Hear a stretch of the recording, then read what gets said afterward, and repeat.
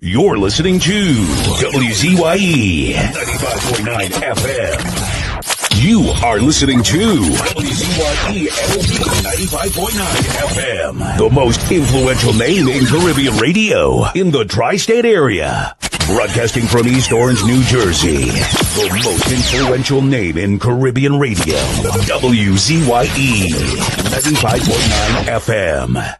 Welcome to WZYE TV 95.9 FM. We come to you every Monday, Tuesday, and Thursday from 7 to 10 p.m. And on Sunday from 1 to 4 p.m. on Let's Talk Politics.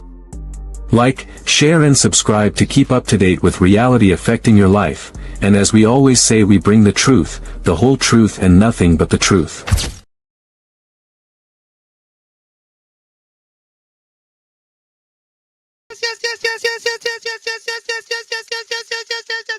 Let me say a special hello to all the WZYE 95.9 FM listeners. Of course, ladies and gentlemen, you know these days we're getting an early start. It's in the village with Uncle Tommy, Professor Washington, and you on WZYE 95.9 FM. And of course, ladies and gentlemen, we come to you every Monday, Tuesday, and Thursday from 7 to 10 p.m. That's every Monday, Tuesday, and Thursday from 7 to 10 p.m. And as you know, ladies and gentlemen, due to the heat of the election campaign in Trinidad and Tobago, and we are streaming these events, we start a little early here on WZYE 95.9 FM. And of course, ladies and gentlemen, what we always say, we originate, we don't imitate. We bring you the truth, the whole truth, and nothing but the truth. Take a listen to our pledge.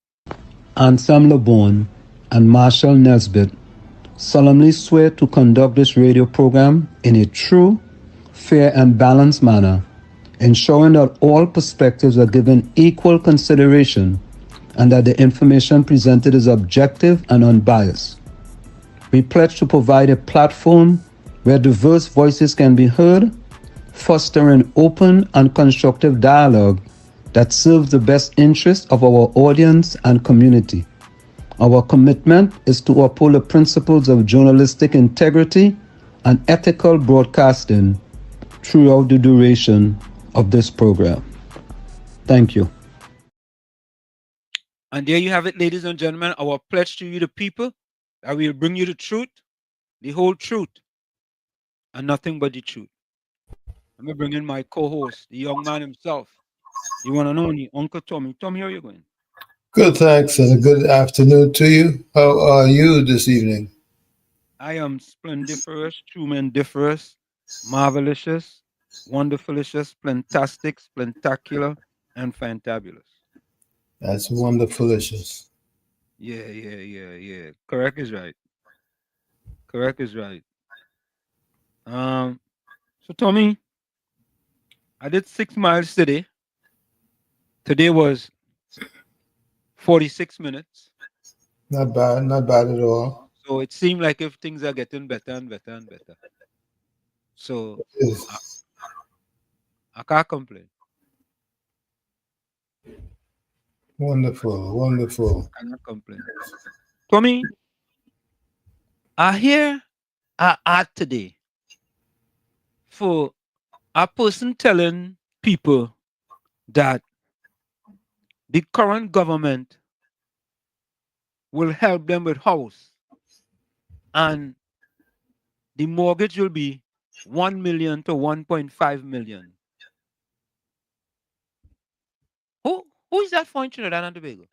I want to know, how could a poor person pay that mortgage? Yeah, you know what? Let me try. I'll go try and see if I had to edit the thing. And I'm saying to myself, something wrong, man. Something doesn't add up. Something doesn't add up. Something doesn't add up, man. Because how are you going to, a mortgage for $1 million, how many years are you going to make it for? 100 years in order to make it a low budget? Boy, I mean, you that's a good question. I don't know, I really don't know. And I'm like, $1 million to 1.4, 1.5 million? Who really could offer? Who really could?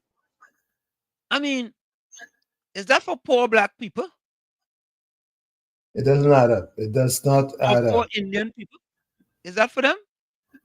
It doesn't add up. Who is that for? No, but who is it for though? The Matson. You know,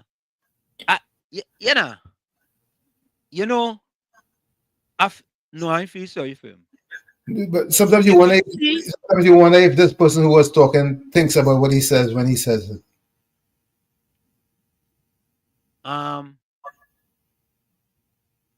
Yeah, I think he thinks about it.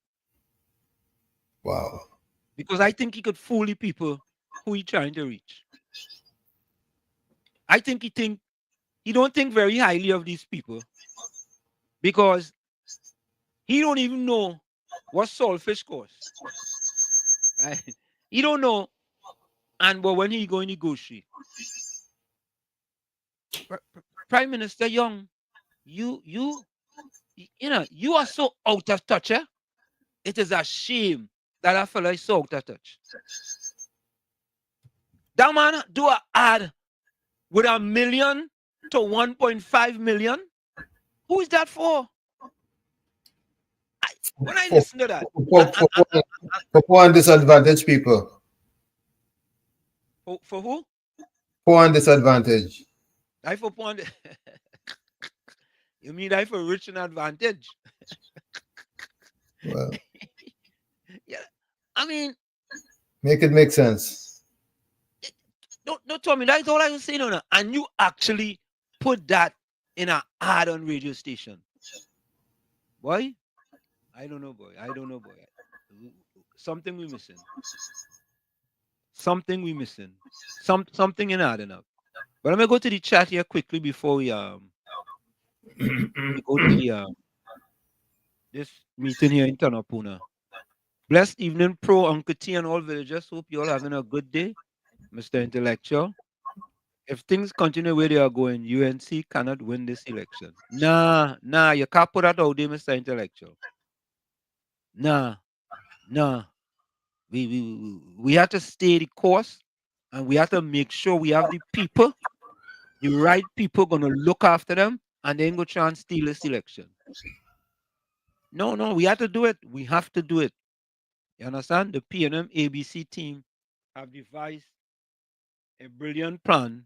All right, hold on. I think they are live. Let's see. Okay. So, folks, we're gonna go to. They are live in Tunapuna. Let's go to the live in Tunapuna. Let me see here. A speech, another promise. It's too good to be true. You're right to feel that way. Because for too long, we've been told to expect less. See you guys in a little bit. Accept less. But this time, it's different. The UNC is ready to invest in you, in education that excites, industries that inspire, and opportunity that lifts us all. It's not a dream, it's a plan. On April 28th, vote UNC. Because when UNC wins, everybody wins.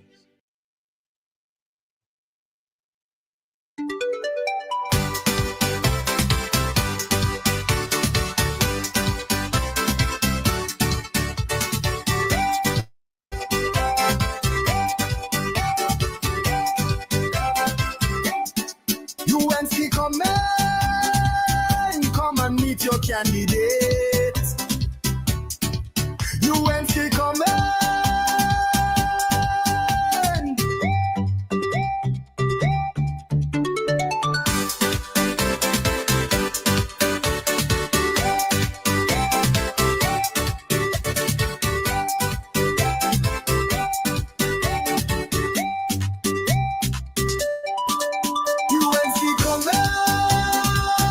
come and meet your candidates.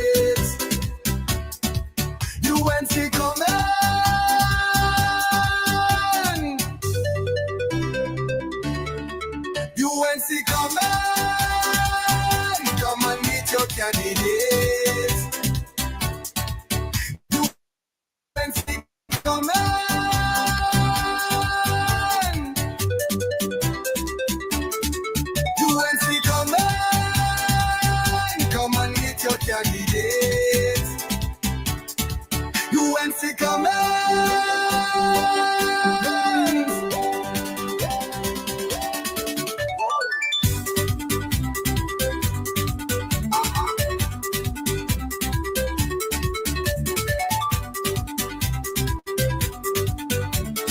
UNC coming.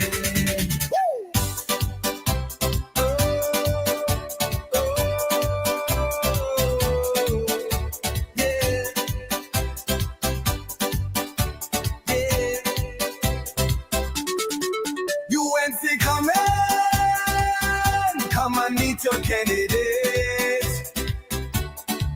UNC coming,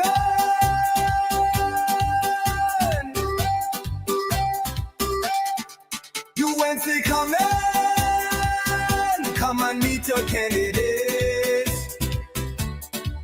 UNC coming.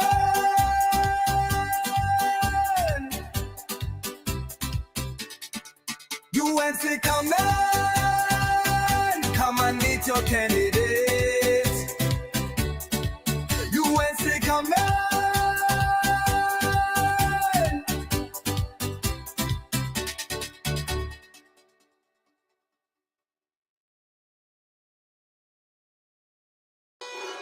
When UNC wins, I want to tell you, businesses win. Businesses win with lower taxes, with investments in port operations, lower security costs, more forex, and a focus on growing micro, small, and medium enterprises. Businesses win with the UNC because we will establish a national commission on the banking and financial sector to make sure citizens are not exploited by the fees and interest rate spreads in the banking sector, and that financial institutions perform the essential development role of converting national savings into national investment. This same commission that we will establish, a national commission on banking and financial sector, will also work to ensure a fair distribution of forex. They will deregulate financial bureaucracy and make it easier for businesses to conduct their transactions. I say when the UNC wins, businesses win. But I say more, when the UNC wins, families win. Now let me tell you how. Families win. Families win with no property taxes. Families win with lower food prices. Families win with no hikes in electricity and water rates. You will have more money in your pockets to spend to uplift your families. Families will win when we give them legal firearms to defend their homes and their loved ones.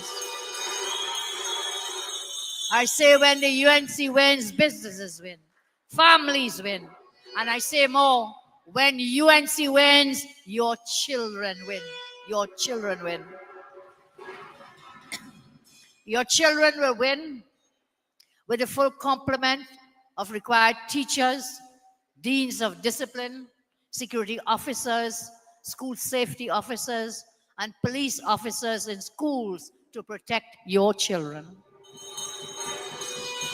You will not have to worry your child is being bullied every day at school. We will send the TTPS full time into our schools to stop children being terrorized and mentally damaged by bullies in our schools.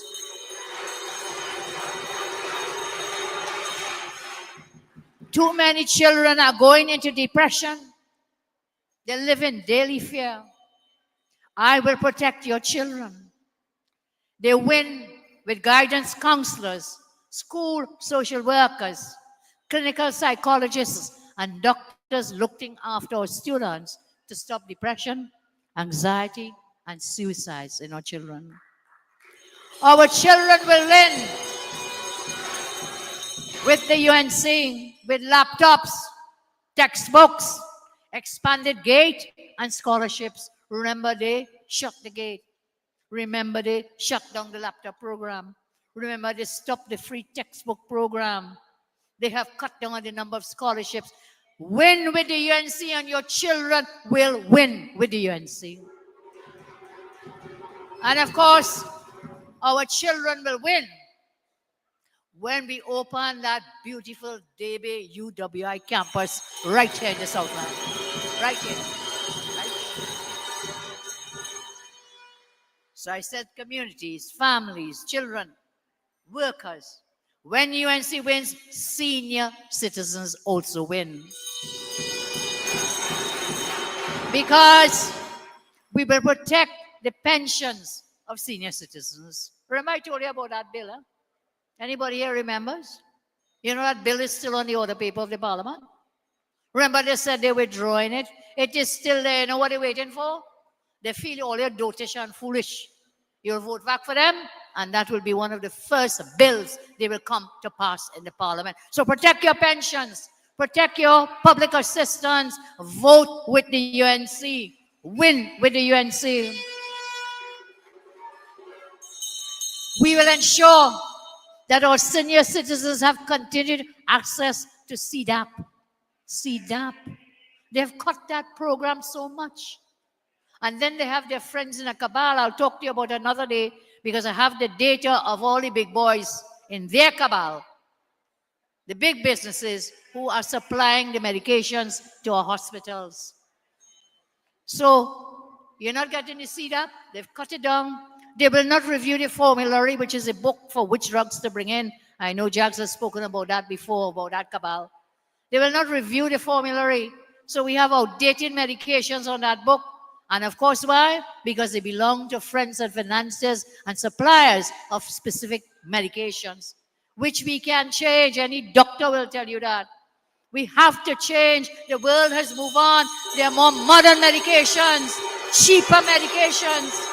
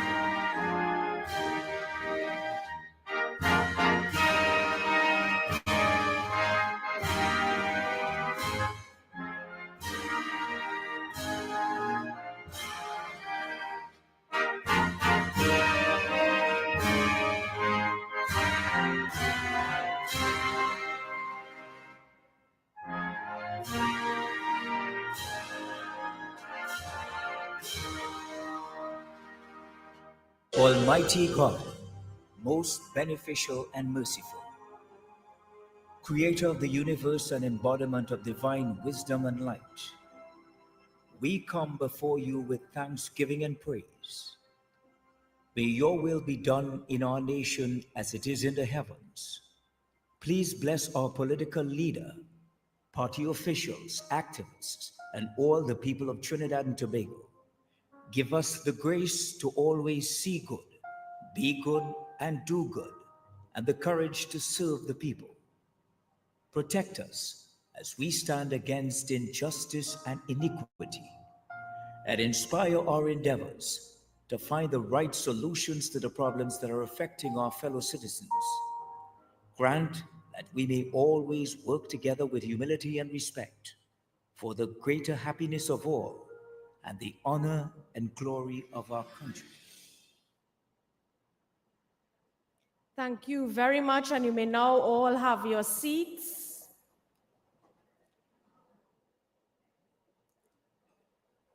Honorable political leader, Mrs. Kamala Prasad Bisesa, candidates, colleagues all, members of the National Executive of the UNC, local government representatives, our online viewers on our social media platforms, you, the members of our audience, our supporters, a pleasant good evening and welcome to our town hall meeting here in Tunapuna at Hillview College.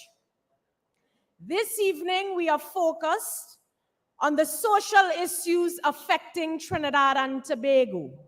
And I'm sure all of you are very interested in our discussions to be held here this evening.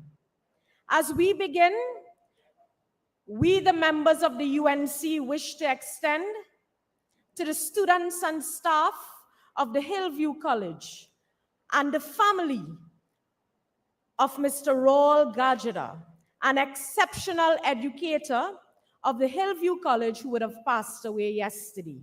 We extend our sincerest condolences to all. Ladies and gentlemen, good evening once again. And before I move on, are we ready to take governance on April 28th?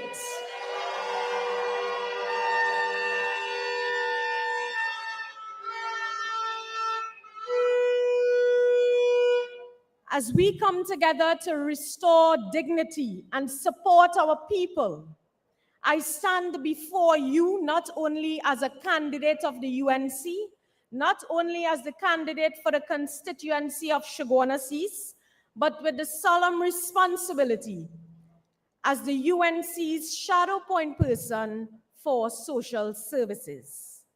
Today, we do not bring fancy headlines to you or photo ops. Today, we bring the truth.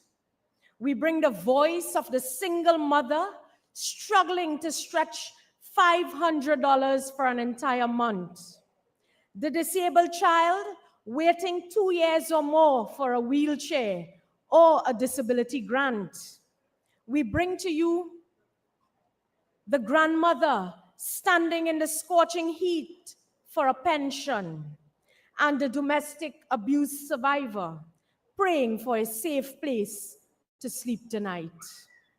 This, my friends, this, members of our audience, this is the real Trinidad and Tobago under this cold, calculating PNM regime. We say to you this evening, when the state forgets its people, it ceases to lead, but rather it begins to rule. Let us not mince words, but let us speak the facts. The PNM has crippled our social services sector in this country. They have not only failed, but they have forsaken the vulnerable. They have not only failed, but they have forsaken the vulnerable. What we are witnessing across the country is not just bad governance, it is deliberate abandonment. They shut down community centers, starved the Children's Authority of Trinidad and Tobago. They slashed NGO funding and have presided over a system where you need to beg for a grant, pray for help, and line up in shame to survive in this country. The PNM don't serve you. They surveil you. They monitor you. They monitor your savings. They don't care about your children. They parade, and they are only concerned with what suits their campaign trail. I want to share with you a little bit about the Carson Field National Enrichment Center. The Carson Field betrayal, a national shame. Let us talk plainly about what happened at Carson Field, right here in Trinidad and Tobago. You know what happened? The PNM government evicted the disabled children. Yes, they evicted children with special needs from the National Therapeutic Center. They evicted them without care. They evicted them without mercy and without shame. And now, like thieves in the night, yesterday, they come back with cameras Yesterday, they came back with cameras and ribbon cutting, pretending as if they are doing the nation a favor, pretending as if they are doing the disabled a favor. Imagine that. They destroyed a lifeline, and then months before an election, you pretend you are the savior. You are the savior for the disabled community. Well, hear this.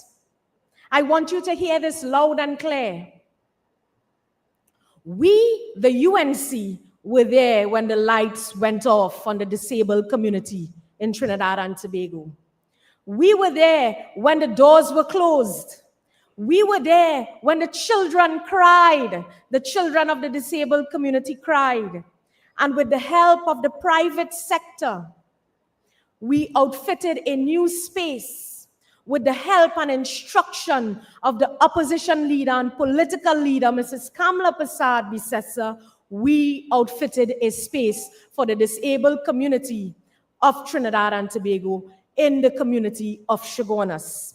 We brought back therapy, smiles, and hope to the disabled community, not for votes, not on the eve of election, but because it was the right thing to do for the disabled community of Trinidad and Tobago. And that is the difference between the UNC and the PNM. We serve the people, they stage. How can we describe our social services sector under the PNM? We can only describe it as a broken system. Real people, real pain.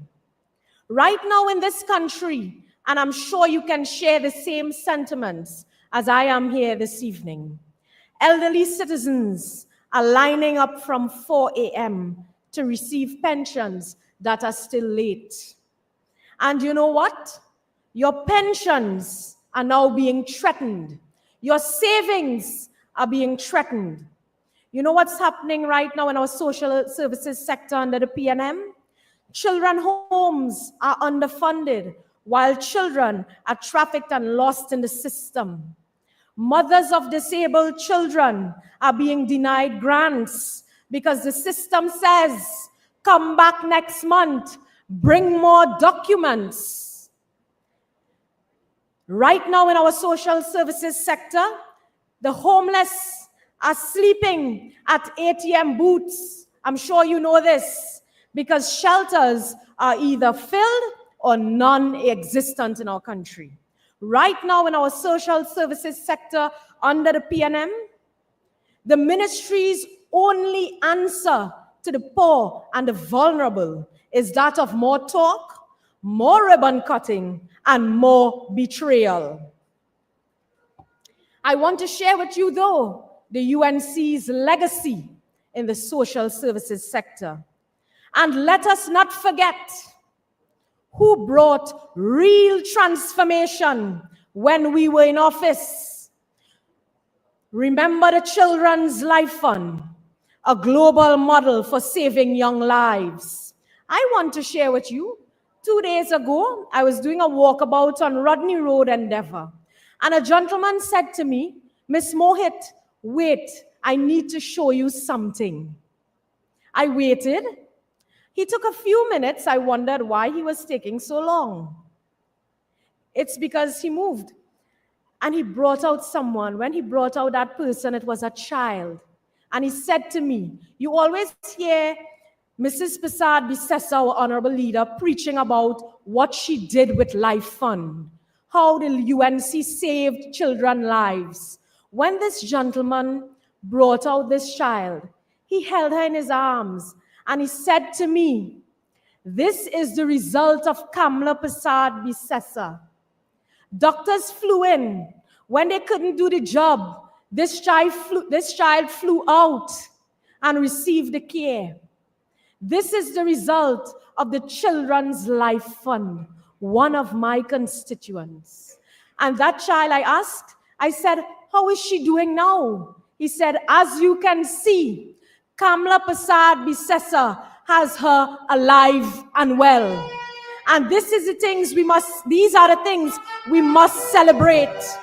This is the legacy of the UNC. Children Life Fund helped our children who were in need. The UNC's legacy was that of action and not excuses.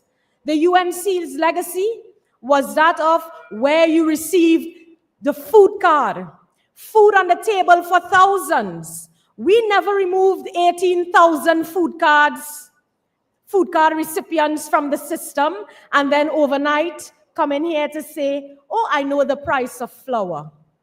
We consult, we review, and we govern.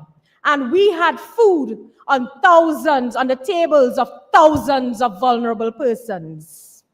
The UNC's legacy, we expanded social grants. We never had your pension under threat. We never had your savings under threat. We brought the baby grant for single mothers. The UNC's legacy, we had community outreach and direct impact flowing throughout the length and breadth of Trinidad and Tobago. I remember I worked there, and the Honorable Kamla Prasad Bisessa was my boss.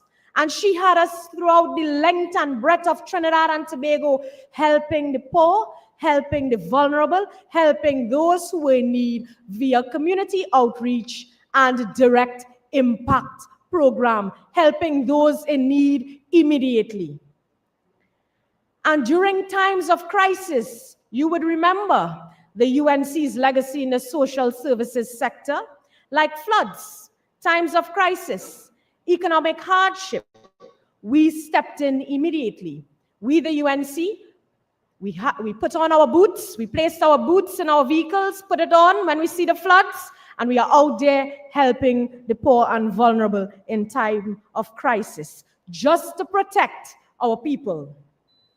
That is our legacy, and that is our promise moving forward, to restore dignity and hope in our people of Trinidad and Tobago. I'm saying, are you agreeing with me thus far?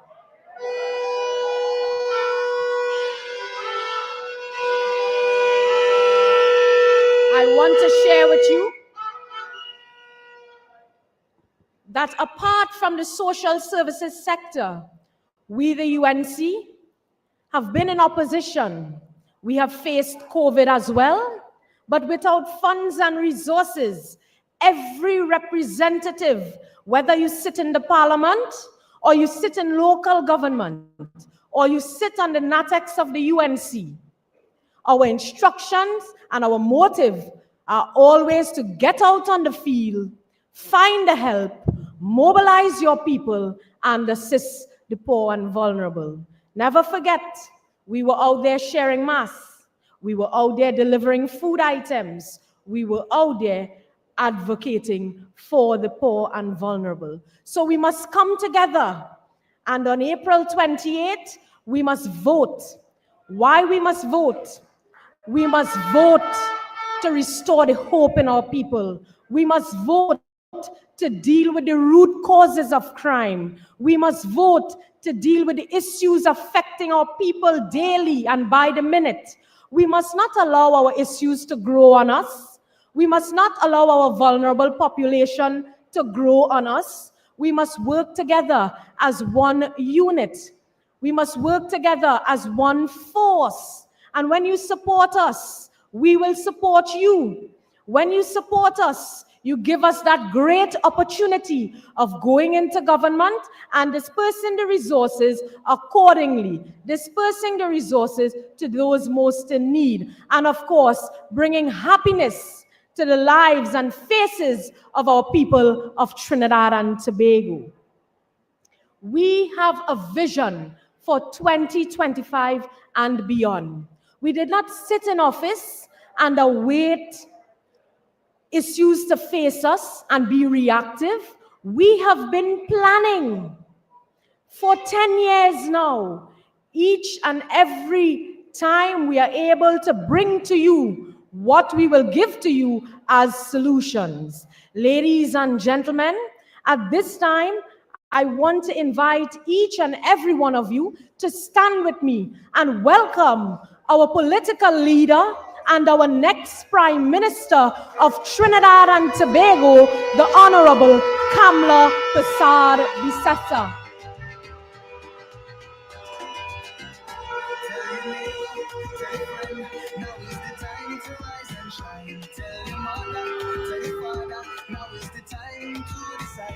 If you want leaders who can lead properly, place your ex by the rising sun. On election day, vote UNC. One love, one team, one hope, one dream. On election day, vote UNC. One love, one team, one hope, one dream. When UNC wins, everybody wins. When UNC wins, Trinbago wins. Everybody wins. Everybody wins. Vote for peace. Vote for love. Vote for hope. Vote for change. When UNC wins, everybody wins. When UNC wins, Trinbago wins. Everybody wins. Everybody wins.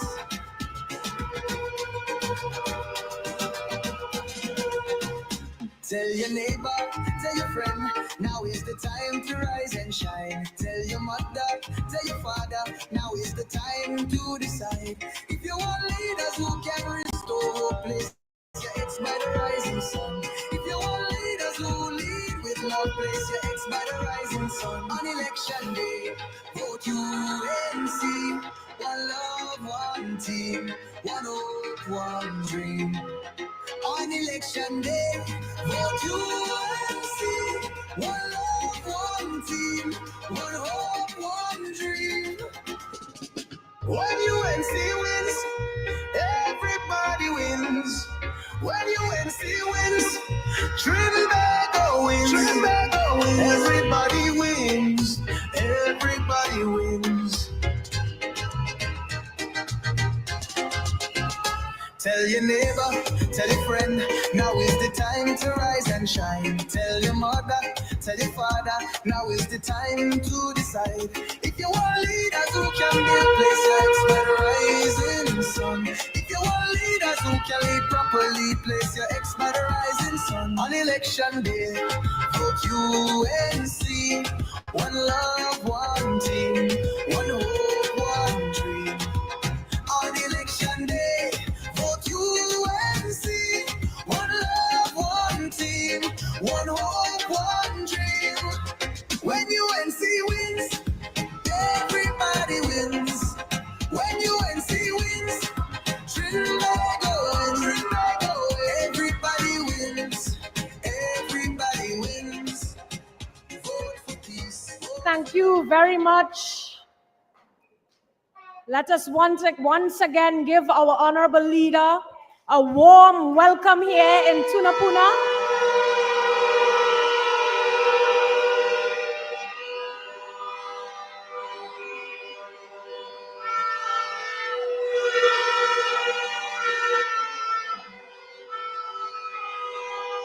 Thank you very much, friends all. And as I continue, I want to share with you that we, the UNC, have been blamed for complaining.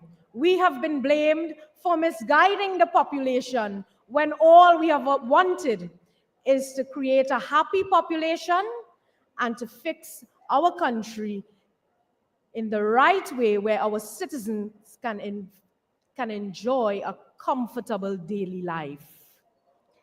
I say to you, we have a vision for 2025 and beyond. We are not just here to complain. We are here to build back a compassionate country.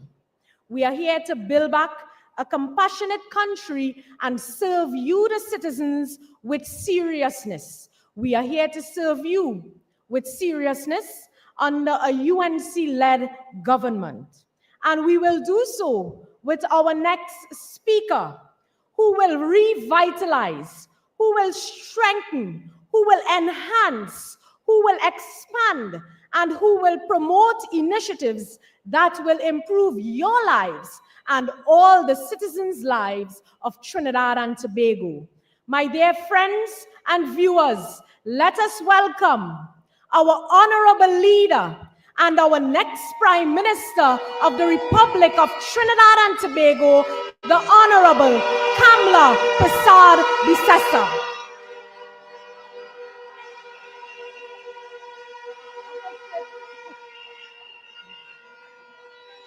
Thank you very much. Thank you, Vandana. Our winning candidate for Chaguanas East. Give it up for her, Vandana Mohit. Our winning candidate for what I used to know as St. Joseph, Devish Maharaj. Our winning candidate for Tunapuna, Raj Alexander. And our winning candidate for Lopino, Natalie Chaitan, Dr. Natalie. All distinguished guests in the audience, I'm sure you will forgive me if I don't name each of you, because there's so many distinguished ones here with us this evening. So can I say good evening, UNC family and friends?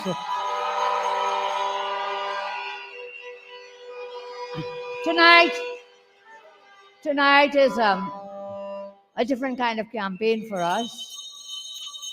And I just want to deal with three issues, social issues that affect us, affect our young ones, our elderly ones, and the rest of the panel will deal with other areas with social issues. But three issues I want to deal with. Pornography, sexualization of children, gambling addiction, marijuana addiction, depression, mental illness, and suicides. We have seen an increase in sexual abuse in our society over the past decade, and there are many reasons for this. Two of the main drivers are the sexualization of children by adults and the pornography epidemic. The innocence of childhood is being destroyed with an overload of sexual content being made available to our children. Over-sexualized content is directed at children as young as 5 years old through video games, through television shows, cartoons, movies, advertisements, and of course, social media. Individuals are also exposing children to sexually charged conversations, innuendo, music, dancing, and behaviors.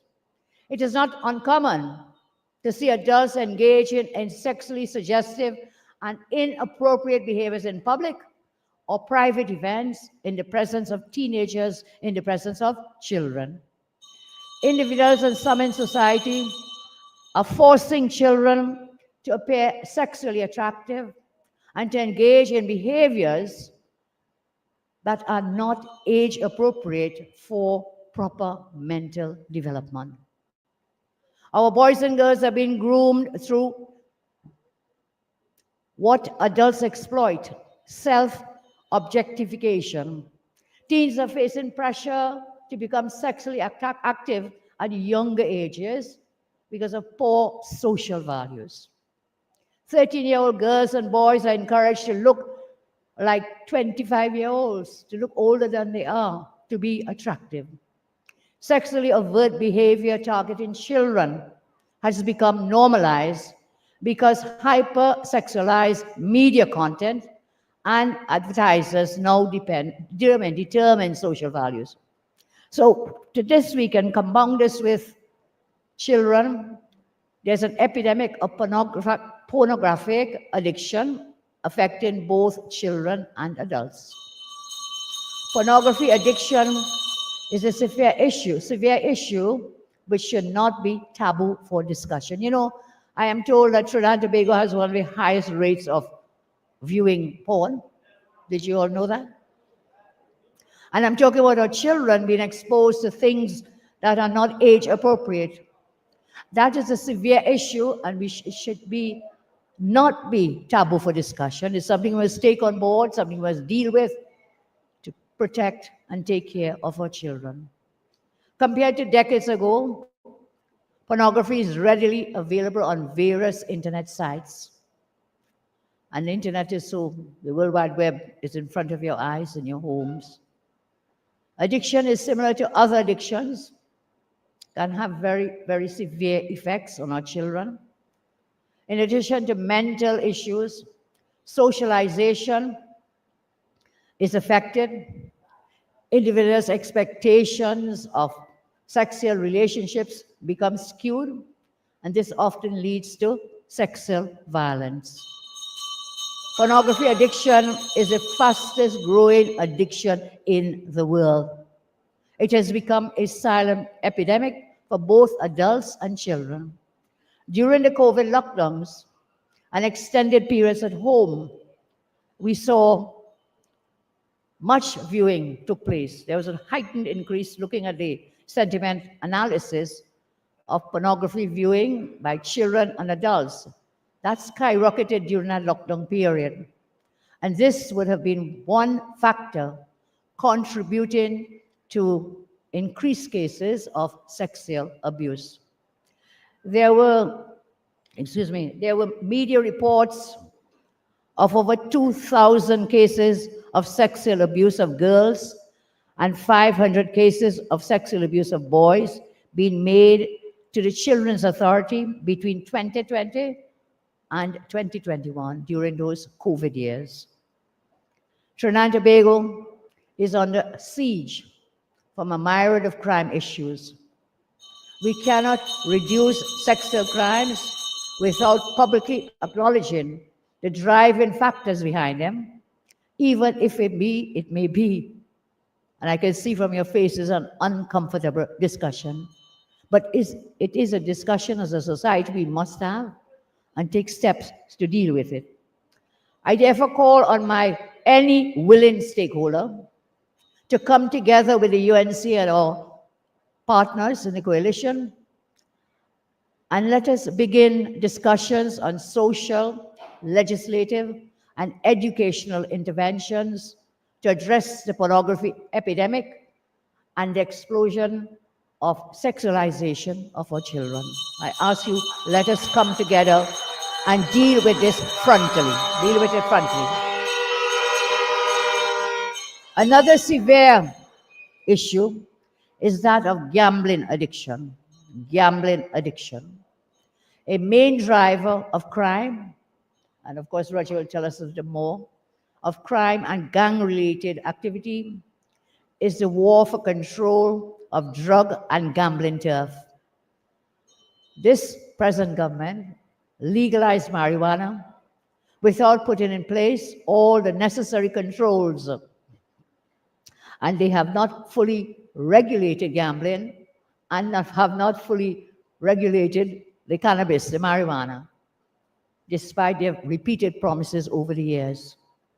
Gambling and marijuana addiction are wreaking havoc and destruction in the lives of many young people across our nation.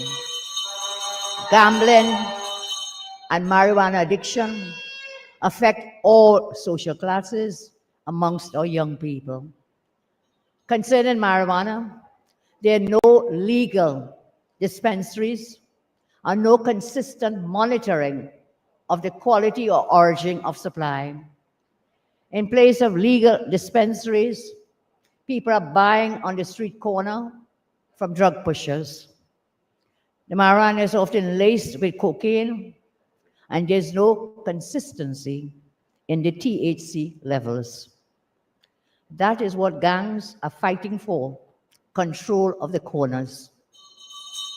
The present government created this problem, and that tied together with gambling addiction is also wreaking immense havoc in the lives of citizens across our land. In addition to fueling crime, it is contributing to business bankruptcies, relationship breakdowns, domestic violence, child neglect, mental problems, financial losses, and a range of other negative issues. This government has repeatedly promised, budget after budget, that the gambling industry would be fully regulated, but to date, Almost 10 years later, nothing has been done. Of particular concern are the signs that young people are seamlessly transitioning from video gaming to gambling upon reaching the legal age of 18 years, and then into heavy marijuana use. You know, and we have doctors with us will tell you that the human brain developing and maturing really takes place in the mid to late 20s. The prefrontal cortex is one of the last parts to mature and is responsible for self-awareness, the capacity for complex planning, for problem solving, for learning and memory, personality expression, decision making, and modulation of social behavior. Concerning gambling, the UNC and our partners believe it is time to open the conversation to discuss raising the legal age to participate in gambling to 25 years and over.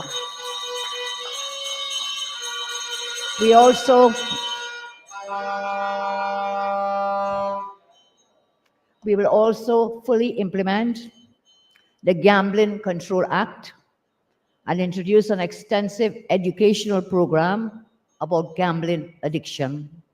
Concerning marijuana use, we have put out a manifesto for expanding the cannabis industry for revenue generation. In this part of our manifesto, we commit to regulating the industry properly with proper quality controls and standards for public safety.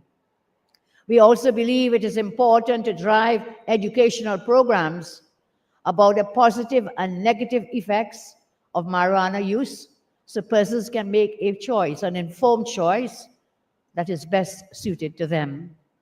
I turn now to the issue of depression, mental illness, and suicides. Suicidal depression involves a kind of pain, a kind of terror, hopelessness, which is difficult to describe. Suicidal depression is a state of numbness, of paralyzing fear and relentless despair. The things that you most love in life is stripped away. You become a shell of yourself, like a zombie, waking up each day and just waiting to go back to sleep at night. And all day, you live in terror as to what will happen in the next hour, or the next day, or the next week.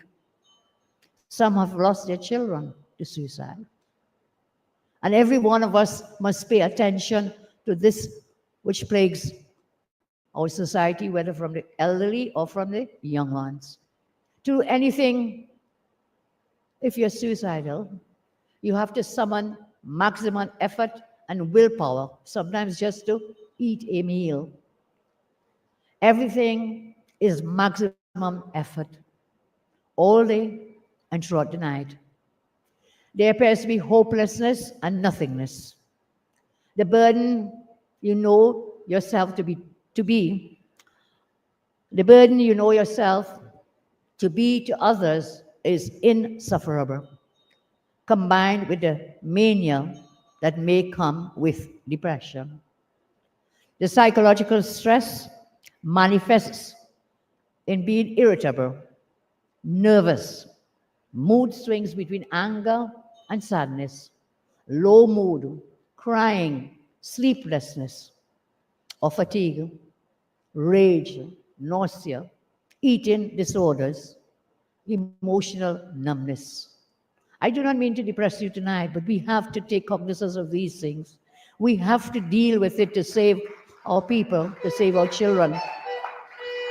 These symptoms eventually contribute persistent anxiety, depression, reduction in mental activity, and social relationships leading to thoughts of helplessness and suicide. Stress interacts with depression, but mental illness, especially depression or bipolar disorder, are major contributors to suicides. When mental illness is accompanied by alcohol and drug abuse, the risk of suicide and violence against others increase dramatically. I come across many cases, I have, like these, as many people come to us as leaders for comfort. An example was one of our activists trying to assist a family who had a 32-year-old son with serious condition, violent tendencies, warded at San Fernando General Hospital, Ward 1. The parents were advised to place him in a home permanently. However, there were limited options, as few homes would accept him, given the risk of keeping such a patient. The public health system presently does not have a place to support such cases. No place to support cases like these and families like these. Families who have to cope with these conditions. They do not accept referrals of the RHAs outside of its boundaries. I also get many requests for financial and psychological aid, for assistance from persons suffering domestic violence, persons who are living in fear because of their sexuality, people with disabilities, parents with children with special needs. People are facing more physical, emotional, and psychological stress than they ever had before. People are hoping that the state will eventually provide some relief, some help, but stress about their immediate futures are causing persons to commit acts of violence on their relatives, as people who are stressed and depressed are not easy to be with or to communicate with. Tonight, I want to hear your opinions when we open the floor. I want to hear what you have to say, what you can tell us, how you can help us, and how we can help families who have these issues in their lives. As a society, we need to have these conversations to protect the mental health of our citizens and bring back happiness to our country.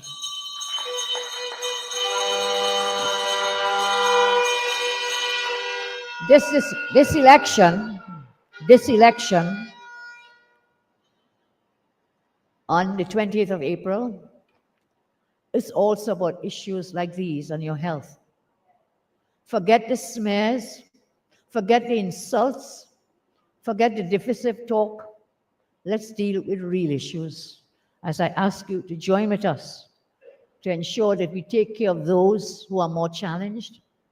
We have no place in our country for persons who have severe depressive conditions, suicidal conditions, addictions to pornography, addiction to marijuana. We must make a space for them and create a better environment. So I ask you not just to vote with the UNC, but let us have these conversations and let us together devise ways that we can help those who cannot help themselves. I thank you very much, and I look forward to the conversation.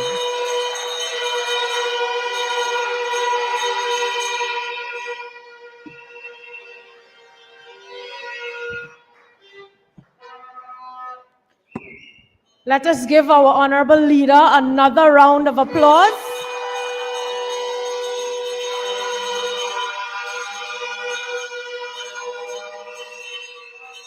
For her detailed contribution here this evening. And I want us to all remember that she has said, let us deal with the real issues affecting our country, Trinidad and Tobago. My friends all, we need a prime minister who deals with our issues and who speaks about our issues with passion, with compassion, and with seriousness. This evening you've heard from our leader about our children, about mental health, about suicide, about domestic violence, and most of all, about the conversation and the partnership with stakeholders. And that is what we want to hear in Trinidad and Tobago, and that is what we, the population, is looking forward to in dealing with their real social issues in our country. So as we move forward, you heard from our honorable leader, and now you will hear from some members of our panel. And I want to introduce you to our next speaker, who is the candidate and the next MP for St. Joseph, Arangwes St. Joseph.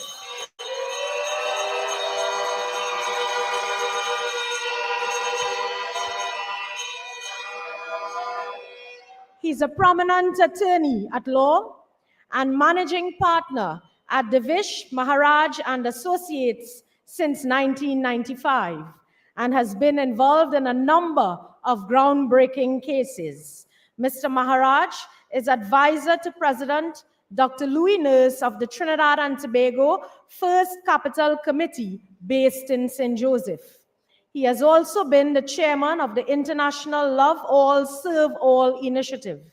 He has been organizing a food kitchen, serving hundreds of meals to the homeless in the Port of Spain and environs every day for the past 8 years.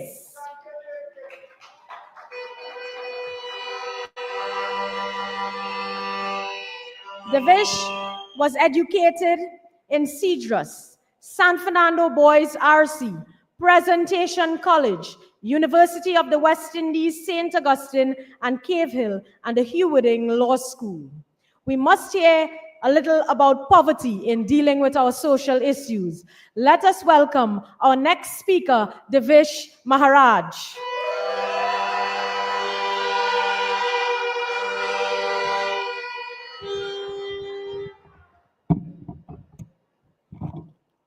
Thank you, Madam Chairperson, for that warm introduction. Brothers and sisters, before I get into my delivery tonight, I urge all of you to make yourselves acquainted with our manifesto that has been coming out in bits and pieces, the teasers. We have here our artificial intelligence and digital technology media. Make yourselves acquainted. We heard our honorable leaders spoke about the cannabis. Get yourselves acquainted with what we are saying about cannabis, brothers and sisters. We have spent a lot of time developing policies with most, if not all, of the major social issues in Trinidad and Tobago. I have come today to discuss with you briefly, because our time does not permit a very long dissertation, on matters of poverty, homelessness, recidivism, rehabilitation, long wait for justice, and a nuclear family. So my time is limited. Brothers and sisters, when I started to walk my constituency, Arangwes and Joseph, they told us the three core issues were economy, crime, and healthcare. As I started to go through the constituency, one more issue popped up at me, and it faced me squarely in the face every single day.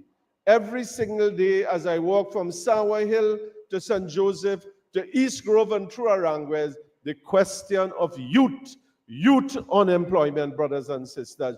Throughout the constituency, anywhere I walked, they braced me. They say, brother, what are you doing for us? So I started to become a little concerned. And I started to go a little further into the matter. And I discovered the Central Statistical Office, in its report, talked about in one line, and I tell you just one line, I was researching poverty, and this is what it says. In Trinidad and Tobago, unemployment rates stood at so-and-so. What I went on to say, with 2/3 of the regions unemployed classified as youth employment levels in the Caribbean are among the highest, get this, in the world.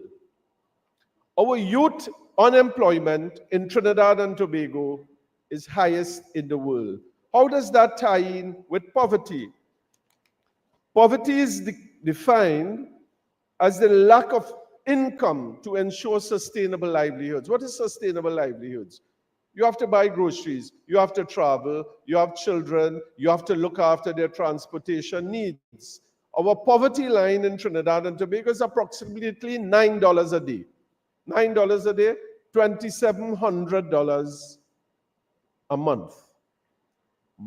A lot of our nation, 15 to 18%, according to the Google search, is below the poverty line. Our government has not taken adequate steps to deal with this matter. This is a crucial matter. Not only our population is below the poverty line, but the youth, the most important facet, the young, the energetic, who want to do something, so many are below the poverty line. And what are they doing, brothers and sisters, when they don't have jobs? What are they doing? Do they stick to the family? Do they stick to the family and say, yes, this is our family, and we will stay with the family? No, that is not what is being done. According to our acting commissioner of police, on February 9th, 2025, brothers and sisters, this is what the headline said in the newspaper: gangs replacing the family unit. The political leaders spoke about it a short while ago. Gangs are replacing the family unit, not only in Arangua, St. Joseph, but throughout Trinidad and Tobago. What are we doing about it? Have you heard any initiatives by the current government to deal with this issue? Have they addressed this gang issue that is attracting so many of our young people, sucking them into gangs? And what do you do when they go into gangs? You want to hear what the Commissioner of Police is saying? What they do when they go into gangs? He reiterated that gang activity has a close association with illicit guns and drugs, and reasoned that because some of the tools necessary to perpetuate gang mentality. Young people, unemployed, below the poverty line, sucked into gangs, getting attracted to guns and drugs. You want to know why we have such a high criminal element in this country? Why the crime rate is so high? Why 624 murders? You don't have to have rocket scientists to decipher that, brothers. You don't have to be. Look at the statistics. But even more alarming is the question of recidivism. I see two prominent criminal lawyers in front of me. Israel Khan screwing up his face like he doesn't like what I am saying, senior counsel. Recidivism. What is recidivism?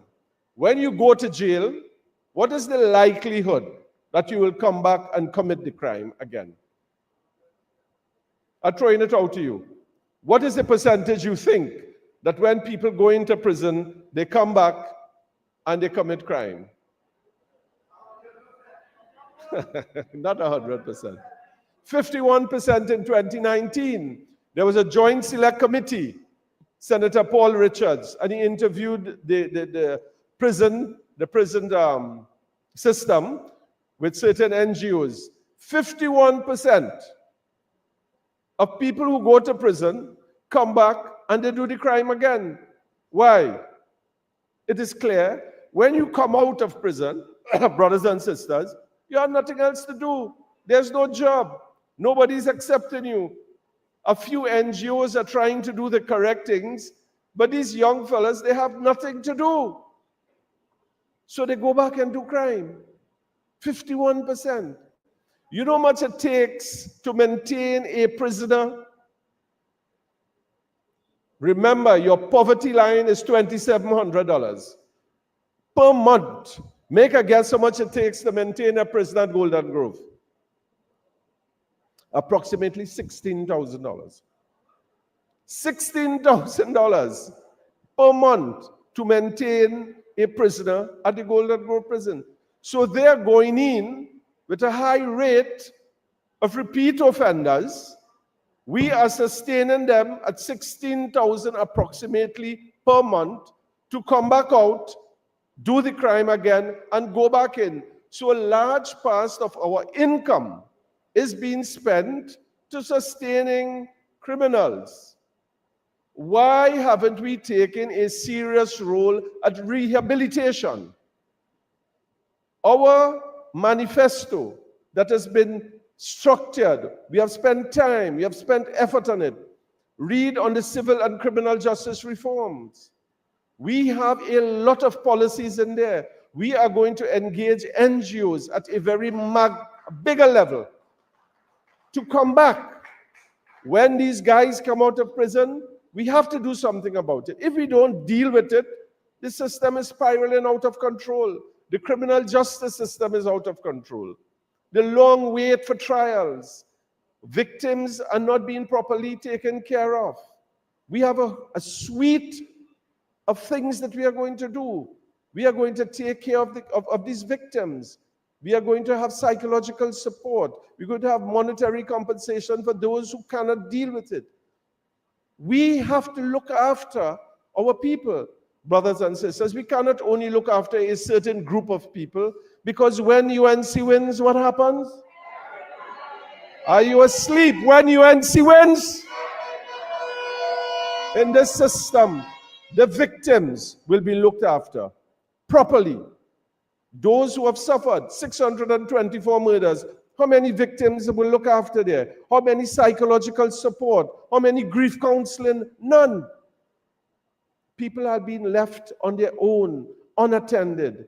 That is why, under a UNC government, the vulnerable, those who have suffered at the hands of criminals, everybody will be taken care of. We are going to have a task force immediately after winning elections, within a month, to take an assessment of the entire system, of where we are going.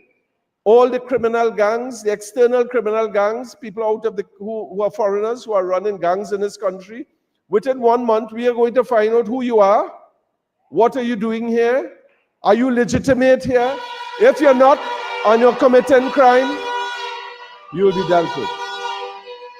Brothers and sisters, we have spent so much time dealing with these matters. The length of times for trial, we are going to put a measure in place by law, to ensure that your trial takes place within the shortest possible time. Criminal justice, we are going to deal with it. When you have a criminal justice case and a witness who stays there, and 2 years, and 3 years, and 4 years go, is he coming to get evidence? Is he, when he's being threatened, when he lives in the same neighborhood? How many crimes are you going to put into safe houses? The shorter the time to do your criminal cases, your trials, it is going to be beneficial to the whole system. In the civil law, you have a land dispute, you have a commercial dispute, 3, 4, 5 years. Things dragging through the court. People coming frustrated. They're dying. Their children are not benefiting from all of this. We are going to institute mandatory mediation. Mediation means you don't necessarily have to go before a judge, or a judge-driven mediation. You're going to have to come together, sit down, and talk about it, and try to resolve the matter. Throughout the world where that is done, huge success. We cannot understand why over the 10 years that has not been done in this country. We intend to institute that as soon as we get in, brothers and sisters. My time has come speedily to an end. I have been told I have to keep within my time zone. Brothers and sisters, please, as I indicated, get to reading your manifestos, go online. We have many copies here. Read it. When they talk to you on the road, you will have answers. You will know what we are doing. We are not shooting in the dark, you know. We were very prepared this time. And when UNC wins, thank you, brothers and sisters.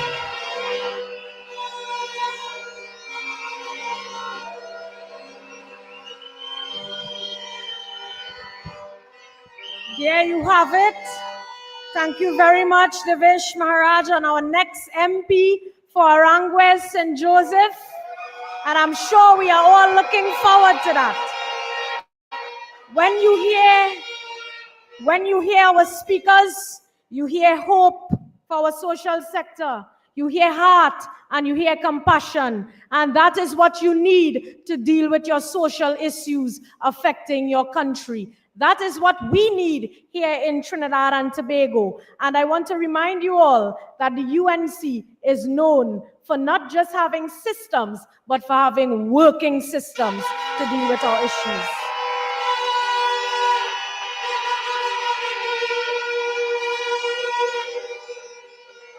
Our next presenter and member of our panel is the candidate and next MP for Aruca Lopino.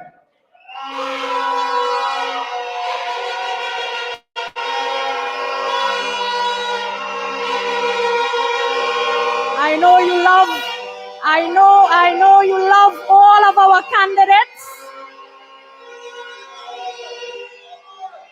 I know you love all of our candidates, and we appreciate that. And we look forward to working with you after the 28th as your government of Trinidad and Tobago. Yes? So let me continue. Dr. Natalie Chaitan Maharaj is a specialist in obstetrics and gynecology for 15 years. She has been employed as an OBGYN at the NCRHA Mount Hope Women's Hospital since July 2010. Dr. Chaitan Maharaj is also a business owner at First Call Medical Services, Ramsran Street, Shogunas, since October 2020. Additionally, Dr. Chaitan Maharaj is an associate clinical lecturer at the University of the West Indies. Dr. Chaitan Maharaj was educated at Penal Rock Road Presbyterian School, Holy Faith Convent, Penal,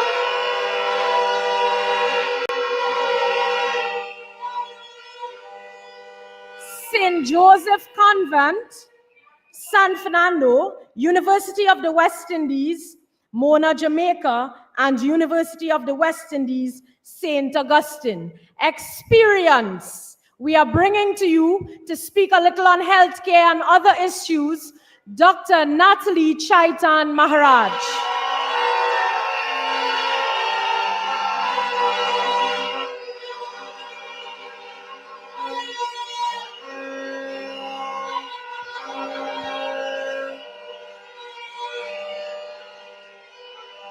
Good evening, Tunapuna.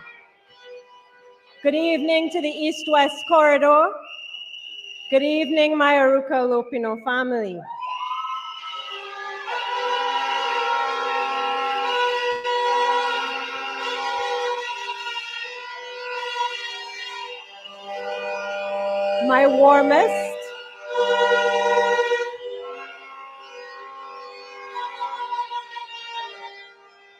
My warmest salutations to our honorable political leader and next Prime Minister, Mrs. Kamala Prasad Bissessar, SC.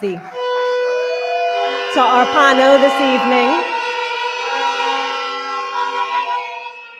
my fellow candidates, Mr. Devish Maraj, Mr. Roger Alexander, to all members of our national executive and other fellow candidates present, to our special guests, Mr. Jack Warner, our COP family, and our wonderful audience, good evening.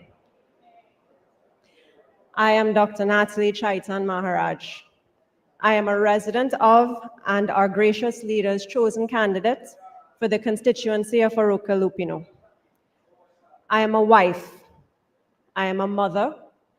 I am your neighbor. I am a doctor.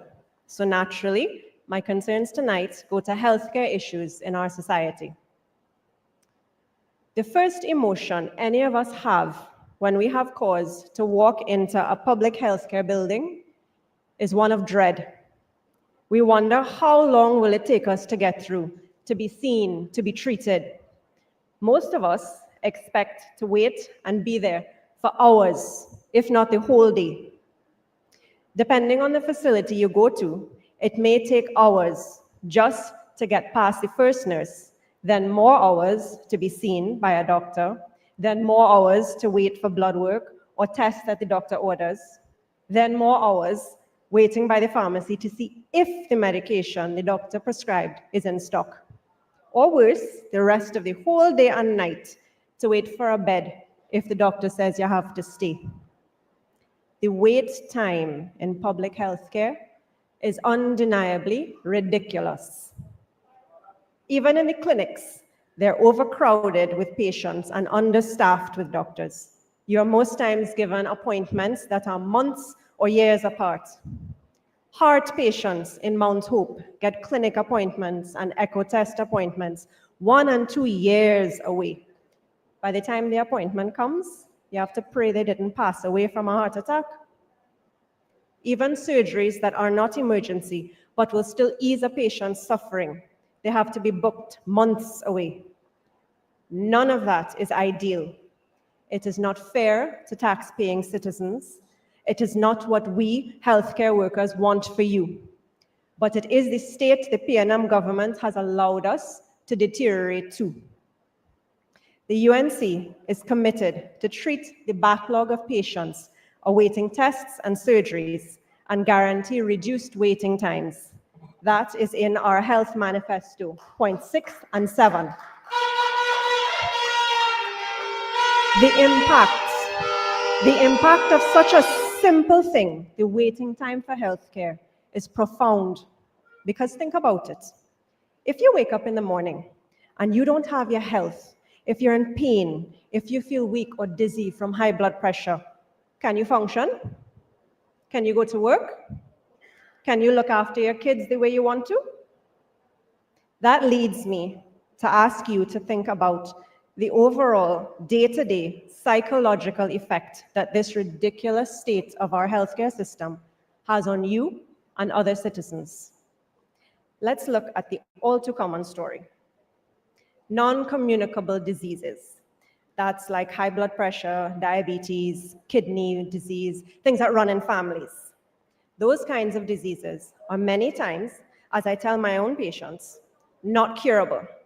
But as doctors, we try to manage and control the symptoms, keep the blood pressure and sugar levels normal, prevent complications. Being told you have this kind of disease, it has a significant impact on your life. Your entire life has to change. You and your loved ones, you find yourself worrying about needing to take tablets every day that you may not get from CDAP, that you may not be able to afford to buy. Worrying about passage to go to clinics and hospital often and losing a day work every time.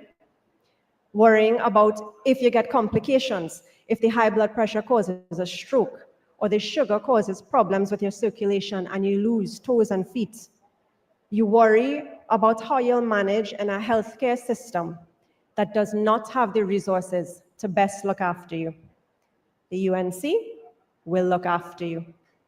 Health Manifesto, point 5, we will fix and expand CDAP. Number 9, we will treat non-communicable disease burden promptly. Not this PNM government. Their healthcare system cannot look after anyone properly. Not persons with chronic disease, neither persons who are differently abled or who have special needs. Those persons are your parents, paralyzed after strokes, your children with cerebral palsy who use wheelchairs. Those persons are our youth, slipping through the cracks in school because they're on the autism spectrum or have ADHD or have dyslexia, but never had screening to make the diagnosis. They are deemed delinquent, sentenced to poor school grades with their whole futures stolen from them. These persons are our neighbors who have lost their sight from cataracts and glaucoma, waiting ridiculous amount of time for surgery and clinic appointments. All these persons will be helped by the UNC. The Education Manifesto, point 1, universal screening for children. Point 7 of the Health Manifesto, treat with the backlog for cataract surgery. Point 8, build a national stroke rehabilitation center. All of these affected citizens need specialized support services to be able to function and to be able to positively contribute to our society. I have known mothers and fathers of autistic children who chose to migrate to save their children because they have found no help and no support from this PNM healthcare system. Indeed, how can a PNM support special needs children when they cannot even manage basic things like food security? Consider again the profound effect of the rising cost of food on our health and our health care. After all, if our bodies are our temples, the amount of food and the quality of food that we are able to afford to put into our bodies, it has a cascade effect. The PNM has increased our food import bills. Every week when you go to the grocery price has gone up. But the UNC has plans for that. Agriculture sector, the Workers' Agenda Manifesto, point number 13, 14, 15, 16. Agriculture sector growth. We will protect and incentivize our farmers. This will lower our food bills. It will give us better nutrition to both adults and children. Our children will then be able to show better performance in schools when they are provided with breakfast, lunch, and after-school meals. They will be nourished for better lives of their own. After all, our children are our future. Every mother in this country prays for her child's future, for their health and their strength.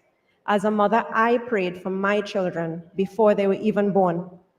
I prayed every time I felt my babies move in my belly. I prayed that their entrance into this world would be calm and safe, that they would be born healthy and stable, and not need to be taken from my arms to a neonatal ICU, a NICU. Even that prayer is disregarded by the PNM. How many mothers watch their babies be rushed to the Port of Spain General NICU? They still prayed, those mothers, for the doctors and nurses to have the resources needed to save their babies' lives, only to have their babies die from infection, from germs their babies were infected with in the NICU, because the wicked PNM bought substandard, cheap cleaning chemicals for the hospitals and the NICU and didn't hire enough nurses, so that one nurse had to manage too many babies. That's a risk for spreading infection. And I have seen that with my own eyes. Does the PNM care? Look at the catastrophe they brought on those young mothers, from a basic thing like keeping a hospital clean. Does the PNM care about the grief of mothers who lose their babies? There is no specialized support system for those mothers, only generic social worker and psychology counseling. But the UNC will conduct audits and train staff in these kinds of highly demanded areas. Health policy number 13. We will make sure no mother has to go through that suffering. Women's health on the whole has been neglected by the PNM. Now forgive me, I am a gynecologist after all, so this one is near and dear to me. Did you know if a woman decides to have her children close together, as in 2 years apart, the current Maternity Protection Act denies her maternity leave for the second child?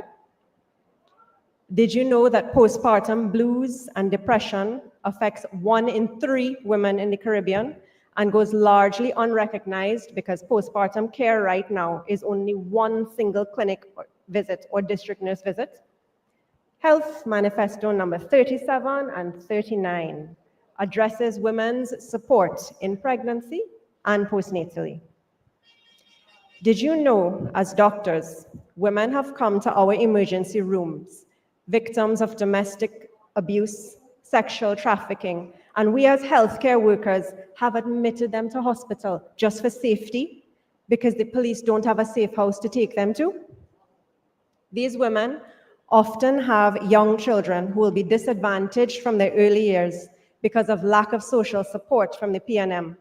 The children are at risk of performing poorly in school, even when they defy the odds and perform well academically, the cruel PNM has had the country in a state where they're most likely not going to be able to get a job or a house of their own. Our youth are left disenchanted, feeling like trying to get a job is like trying to win the lottery. It is a setup for them to feel frustrated, boxed in, and at risk for anxiety and psychological issues. I want none of this PNM government for my family or for my children. I want none of this PNM failure for you, your family, or your children. We don't have to accept this bleak, hopeless, unhealthy state of affairs. We can choose the UNC's policies, plans for crime, health, education, working class, and all the rest. To return health, strength, and happiness to our nation, what do? On April 28th, we vote for the rising sun. We vote for the UNC, because Aruka Lupino, say it with me loud and clear. When the UNC wins, everybody wins. Thank you.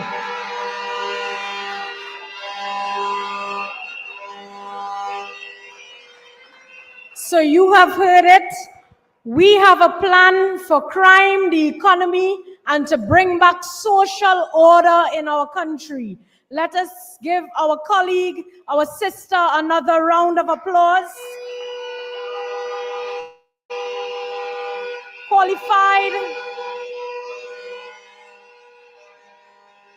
Qualified and experienced. And I want to tell you, measuring a country's prosperity, part of that has a lot to do with proper health care. You don't want to see any more long lists, long lines, frustration at our health institutions. On April 28th, remember, we have a plan that will work for you. So come out there and vote in your numbers. Because when the UNC wins, Trinidad and Tobago, everybody wins. I want to bring the next member of our panel, who everyone loves. And he is the candidate and next MP for the seat of Tunapuna.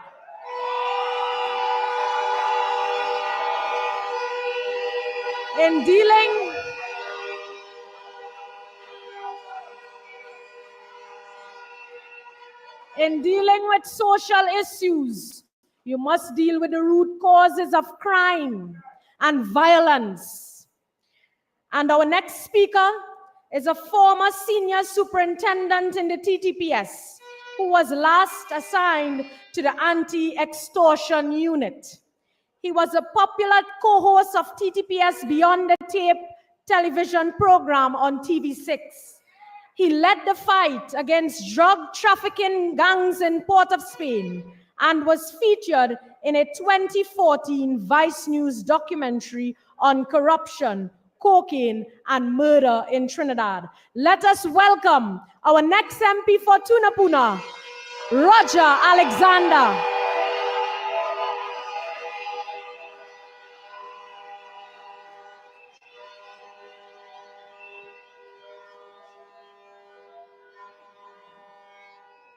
Good evening. I said good evening. Let me take you to that place one time. One time, let me take you to this place. If while you're sitting here, the lights goes off, and you hear lie down on the ground, you hear shots go off. And while you're on the ground, you're tasting something on your lips, the blood and the marrow of another man's head, because he was just shot in his head next to you. And you're waiting to see if you will be next. Because persons have no rights, while others have all. And while you're lying there, you are robbed. Some women, too, you might be raped in the process, in the presence of your husband and your children. What do? And not one person here, not one person here was given the opportunity to try and have something in his possession to defend this family. Let me say good evening again. And let me recognize my leader of the United National Congress,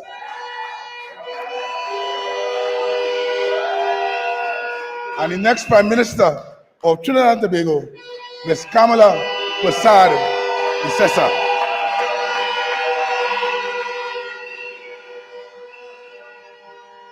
And before I go deep into my literature, because most of it will come from here, because of my 30-odd years experience, I want to ask my leader this. How did you come up with this new social media and new media career opportunities for young people? How?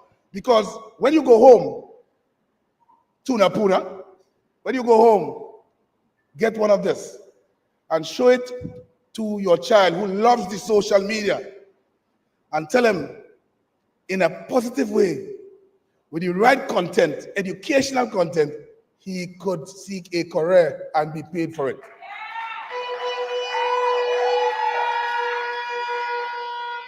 So you don't have to pose up with guns and all these things.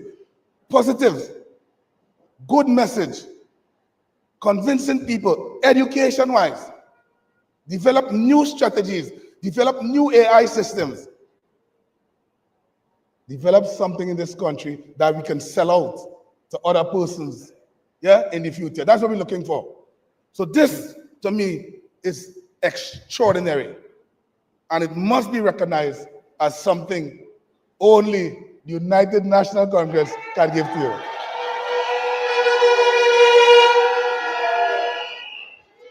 Did you know today, as I stand here, a man was shot and killed in the airport this morning? The airport ought to be a sanctuary. It is where we bring all leaders land and all leaders leave eventually. But today, it was a crime scene. And while that crime scene was developed this morning, there are persons who was given the authority to lead in national security, making decisions on who should have badges and who should not, while persons lying on the ground this morning in the airport. Under the UNC, that cannot happen.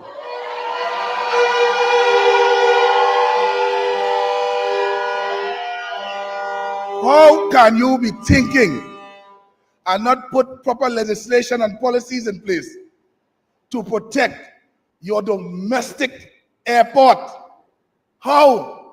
It is the first place where terrorism might want to raise its ugly head, but it is exposed. I heard this morning people were running left, right, and center, hiding. And nobody was there to defend our nation. At least let the international community see that even if you think of it and it started, it must be put down almost immediately.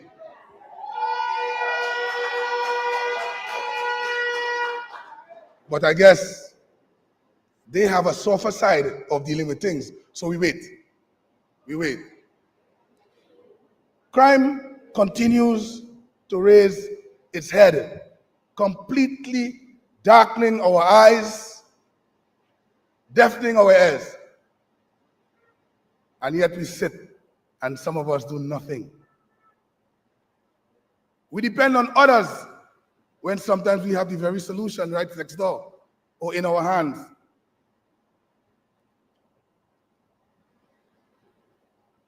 The United National Congress has looked up many measures. This is our manifesto, but it also engages what many of you, if I ask anyone here today, have you ever applied for a firearm? How much years now have you been in waiting? About 9? We need to give we need to give citizens an opportunity to defend themselves. Proper legislations with respect to home invasion. How can a man break your security,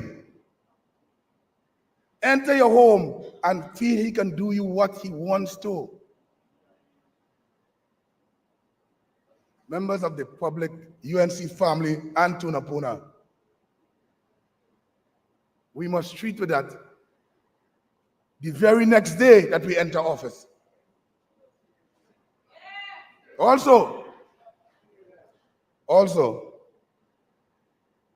Tunapuna, the home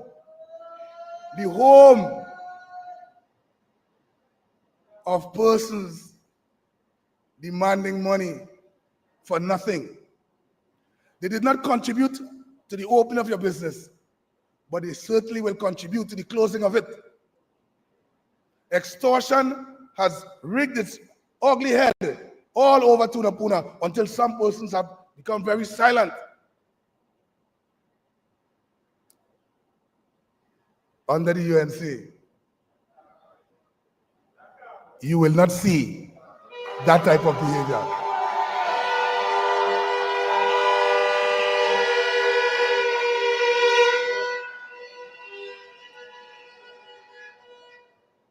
You will not see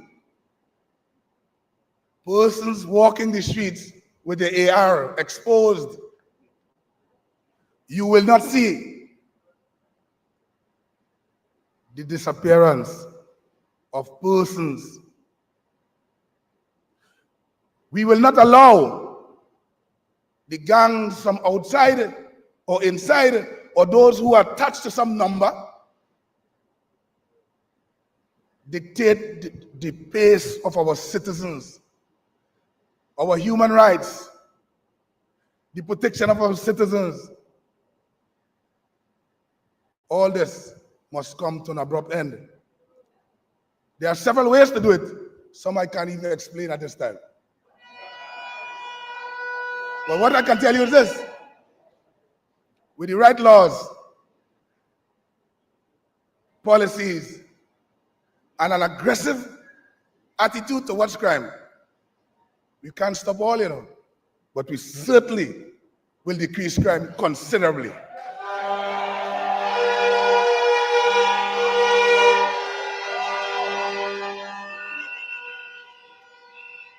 Gender-based violence. Just imagine, gender-based violence. Some of us walking around, and let me come back to what I just spoke of earlier, where persons are applying for firearms. But before he applied, he stick up his wife and told her, you better sign it.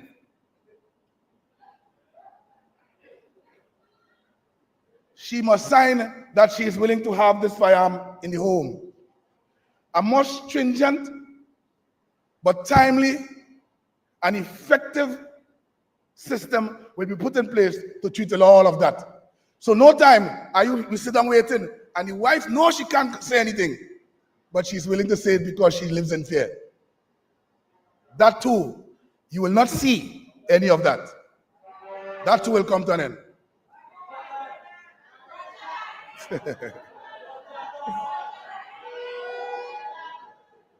Sometimes today leader, we are at the Tunapuna office. We expose the type of technology that is required to transform any police service, defense force, fire service, the prison service, and I could go on and on. The technology that is required must be smart, intelligent, AI-driven, and at the same time, easy to install, service, for all citizens. So if you have these things already here, we have AI and vehicle recognition systems here. And I showed the Tunapuna persons today how that is done. We have facial recognition on cameras. We want to embrace the alarm system and the direct interconnectivity with different agencies and law enforcement to bring about that type of response we're looking for. So from the time something happens, we target, we look at the journey to and from crime, we intercept. If you behave in a lawful manner, we arrest you, and if you don't, I cannot talk about that here.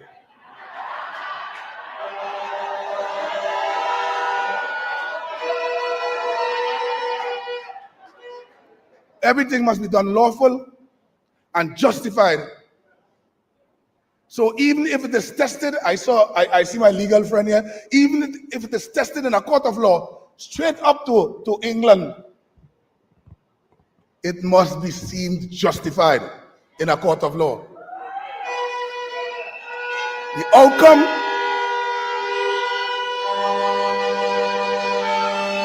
outcome must be one that is responsible, but we must also take in mind the protection of our citizens is of paramount importance to all of us.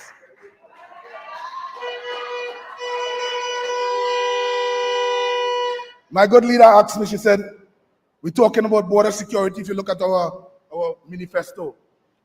I said, listen, fighting crime is not rocket science. You just have to be on the ground and understand what is happening. And she said, let us look at the Defense Force and the persons who leaving early, 45-year-old, a man 45 years, and he's out there already. The boy didn't finish paying for his mortgage. He asked the boy, because that is what he is really, he's a young boy still. All we have to do is to take those persons and incorporate them into the border security. They are already trained. There's no reinventing of the wheel.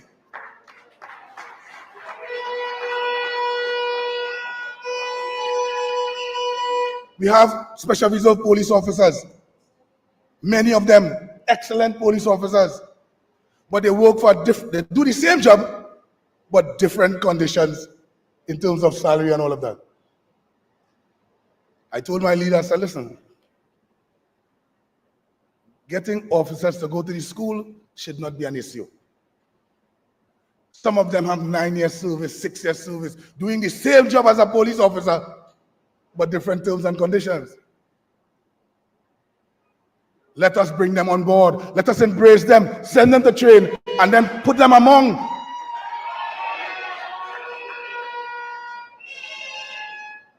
You know why I know these things?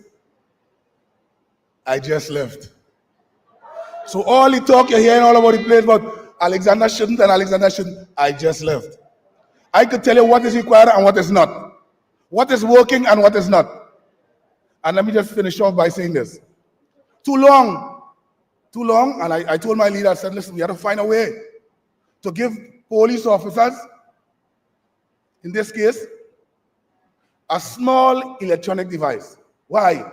In case Anti-Mole can't come down the hill to make a report, you sit down waiting for Anti-Mole to find a way to come down the hill to make a report, go to Anti-Mole, take a statement from her via the electronic device, and then bring it and lodge it in the system.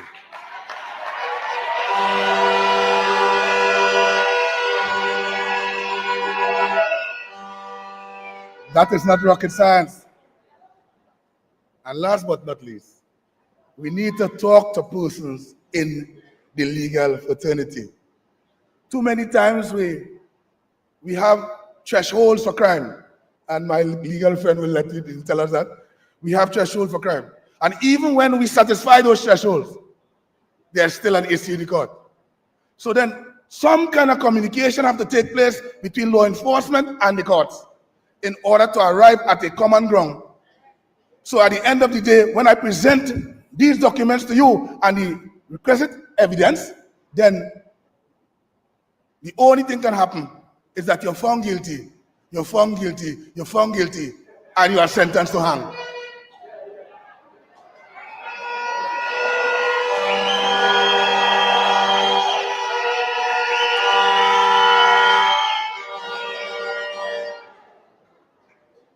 So, Trinbegonia and Tunapuna constituency, enough is enough. We took 10 years, the PNM took 10 years out of your life, and they want to take 11, 12, 13, 14, 15. You did not service us for 10 years. You came day before yesterday. Don't take their chain up. Do not allow them to manipulate your brain. Don't let them feed you with small corn and peas for one day and believe you'll eat for the rest of your life. It's time to make a change. It's time to make a change. And that time is now more than ever. Let's go on the 28th of April 2025 and vote them out. And give people with real ideas, real solutions, and real vision to lead this good nation.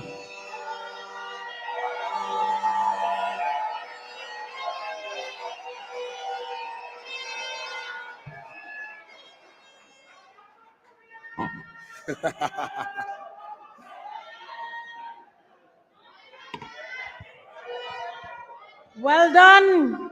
Your next member of parliament for Tunapuna.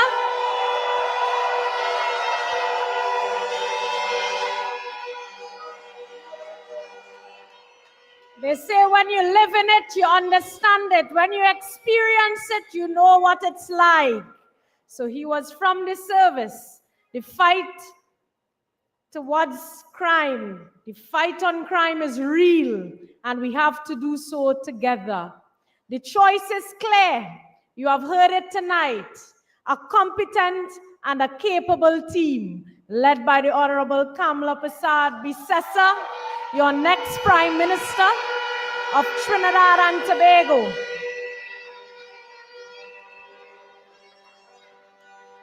I have a very important announcement. Can the driver of PBT 4636 please attend to your vehicle? PBT 4636, please attend to your vehicle. It's urgent. In addition, before we go to our open forum, I want to invite any of you after this who would like to be a part of the Tunapuna volunteer team. There's the volunteer desk, so feel free to visit the Tunapuna volunteer desk. So, ladies and gentlemen, friends, all viewers, we now come to the most important part, the part that is most important to the UNC, where we open the floor for contributions. But before we go to that, I want to let you know that we want to hear from you and we want to give everyone a chance. So let's gather and allow each other to respectfully contribute. And if we can keep our contributions within 2 minutes, I'm asking all of you who are contributing to be brief and precise so we understand your issue, and going further, we can consider it. So at this point in time, Honorable Leader, we now open the floor for contributions. First person, proceed. Good evening to the next Prime Minister of Trinidad and Tobago, Ms. Kamala Prasad Bisesa. All protocols observed. My name is Marissa Gonzalez. I represent the constituency of St. Anne's East.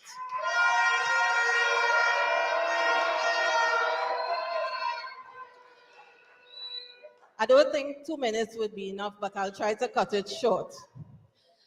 Irregardless, I just want to say, irregardless of the tyranny and agony that we have been facing in St. Anne's East over the last week, I would just like to say that my committee, my team members, and my supporters, we have decided that we are not going to allow the desperate tactics of the PNM to let us lose focus of what the mission is, which is to get the PNM out and to bring home the St. Anne's East seat.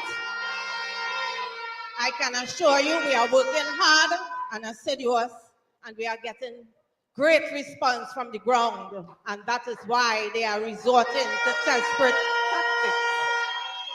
They can feel the ground shaking under them, that is why. and we will emerge victorious. My candidate, Mr. Gerald Small.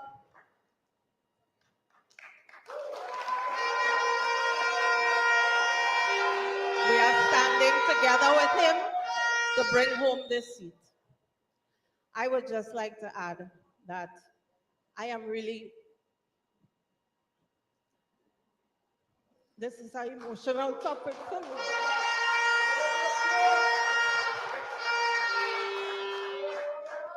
I am really grateful that finally we have somebody that is taking mental health seriously. I have a son.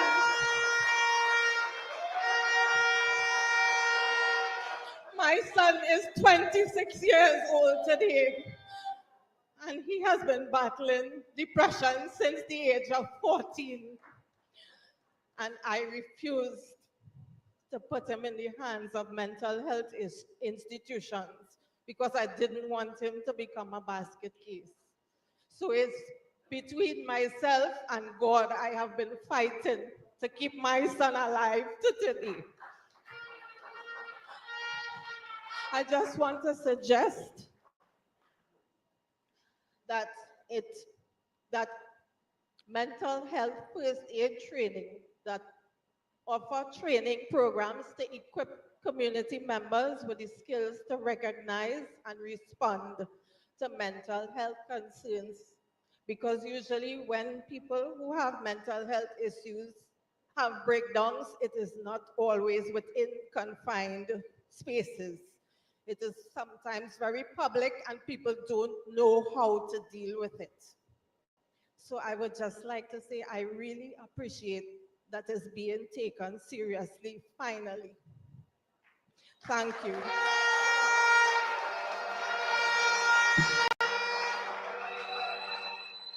Next person.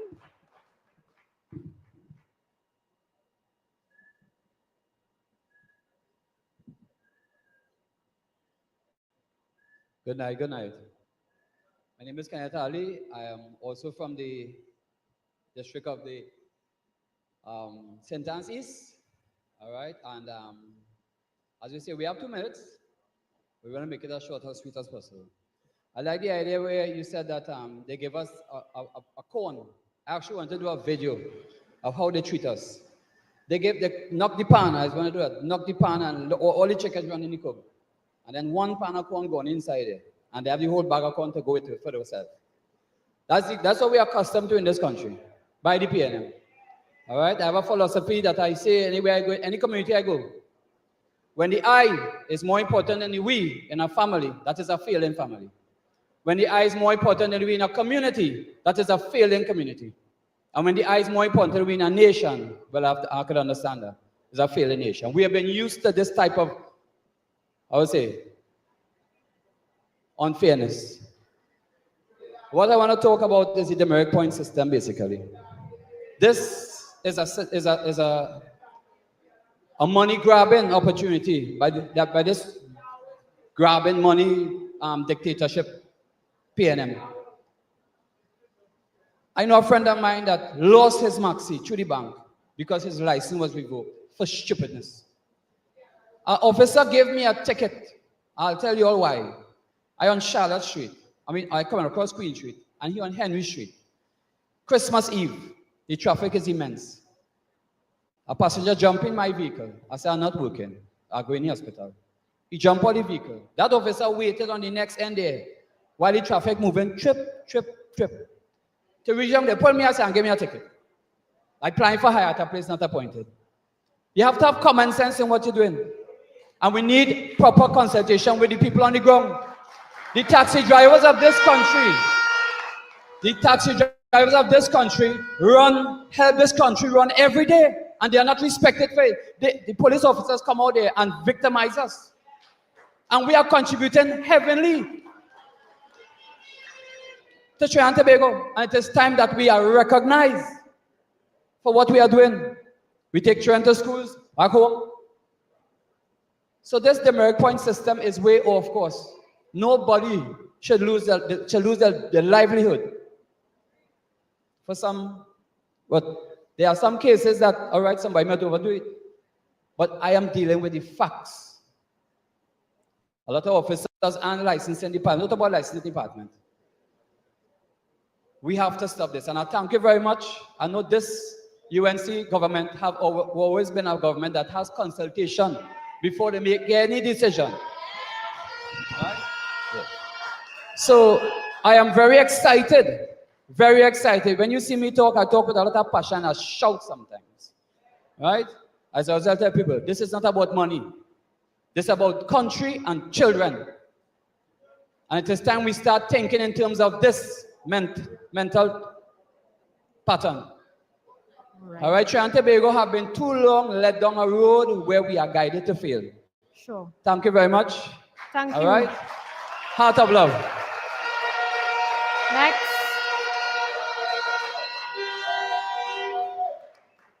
Good evening, each and everyone.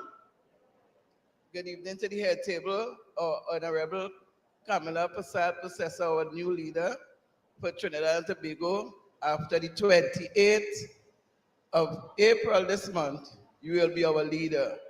Well, my issue is on social, health, and community development section. I am a registered NGO what's deal in my community for the past 10 years now. And the problem for getting social service within my community, John, because we have we have the gang related, and these guys, when they die, they leave children with us 3, 4, 5, the ages. The most might be about 12 years of age, and they have no guidance. The parents have to go, the mother have to go out to work. We have no schools in our community. We have no community centers. And I, as an NGO, will try to do little activities to take these children mind off death, sorrow, and pain. And we, for the longest while, why I take up myself as an NGO, seeing my community suffering, and the children in my community don't have proper guidance. So I come like a mother within the community to the rest of young parents, because young parents, what we have in our community. And we try to get social services. We try to get hampers. We try to do all kind of things to make it happen. I agree for this mother would speak first with the mental health issues, because we have plenty children. When you talk to them, I don't care about that. They're telling me, because they ain't seen nobody to show them that love. So I just try to say, well, I will love you. And with our candidate, Mr. Kurt Sennett, we would like to see, and he worked with us in my community and the South Port of Spain region. Thank you. Just before we go further, I just have a house announcement. PCT, the driver of PCT 2863, PCT 2863, can you please attend to your vehicle? It's urgent. Next, please, let us continue. Good evening, everyone. Honorable next Prime Minister of Trinidad and Tobago, Mrs. Kamala Prasad-Possessor, Senior Counsel. My name is Rudy Atwell. I'm the Secretary General of the Aviation, Communication, and Allied Workers Union. We represent the hardworking flight attendants, mechanics, and the ground staff at Caribbean Airlines. Thank you. This morning hit home for us. The murder that happened this morning is right where we stand. Right where we stand, there are 30 bullet shells right there that has defiled where we work. Any murder anywhere is a travesty. But this hit home for us. And Mrs. Possessor, I'm so proud of you for choosing Mr. Alexander, who has the experience to protect this country. Any murder anywhere in the world, if it be in John F. Kennedy International Airport, Miami, Jamaica, Barbados, this would be an outrage. But I'm hearing the present administration just saying, okay, well, we will look into it. This is not acceptable. Okay? I believe in you, and we believe in you, and you will be the next administration of Trinidad and Tobago.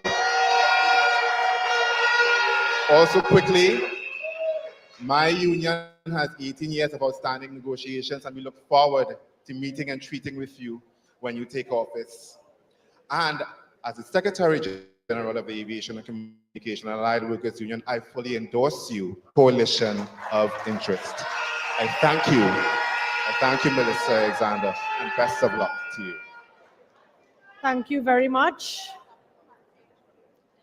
Our next contributor, please. Hi, good evening, Mrs. Bisessa, Mr. Alexander, Mrs. Mirage, Mr. Mirage, good evening, distinguished guests. My name is Melissa Pulchan, and I have two issues I would like to highlight. I have over, hearing me, right? Okay, good evening again. I have over 20 years experience in the health sector, NWRHA to be exact, from clerical to the assistant hospital administrator at the St. James Hospital. And everything you said, Dr. Chaitan, is true. Everything you said. And I would like to see greater accountability, because I have gotten calls 12, 1, 2, 3, 4 in the morning from the nurses. You have no ambulance. You have urgent cases to move. You have no stretchers. You have no trolleys. The ECG machine is not working. And I spend hours trying to mitigate these things. I would like to see greater accountability in the system. I would like to see executive management audit the HR departments, the finance department, procurement department. Let them go before the Public Accounts Committee and give account for where the monies are being spent. People are suffering in this country, especially in health, over and over, and it is too much. As for the TTPS, consider using the GIS system, implement it. I know a study was done some time ago, but it needs to be done again and implemented into the TTPS so they can use the GIS system and help with the crime situation, because it wouldn't take a genius to figure out that unemployment, poverty equals crime. Thank you. Thank you. Our next person, please.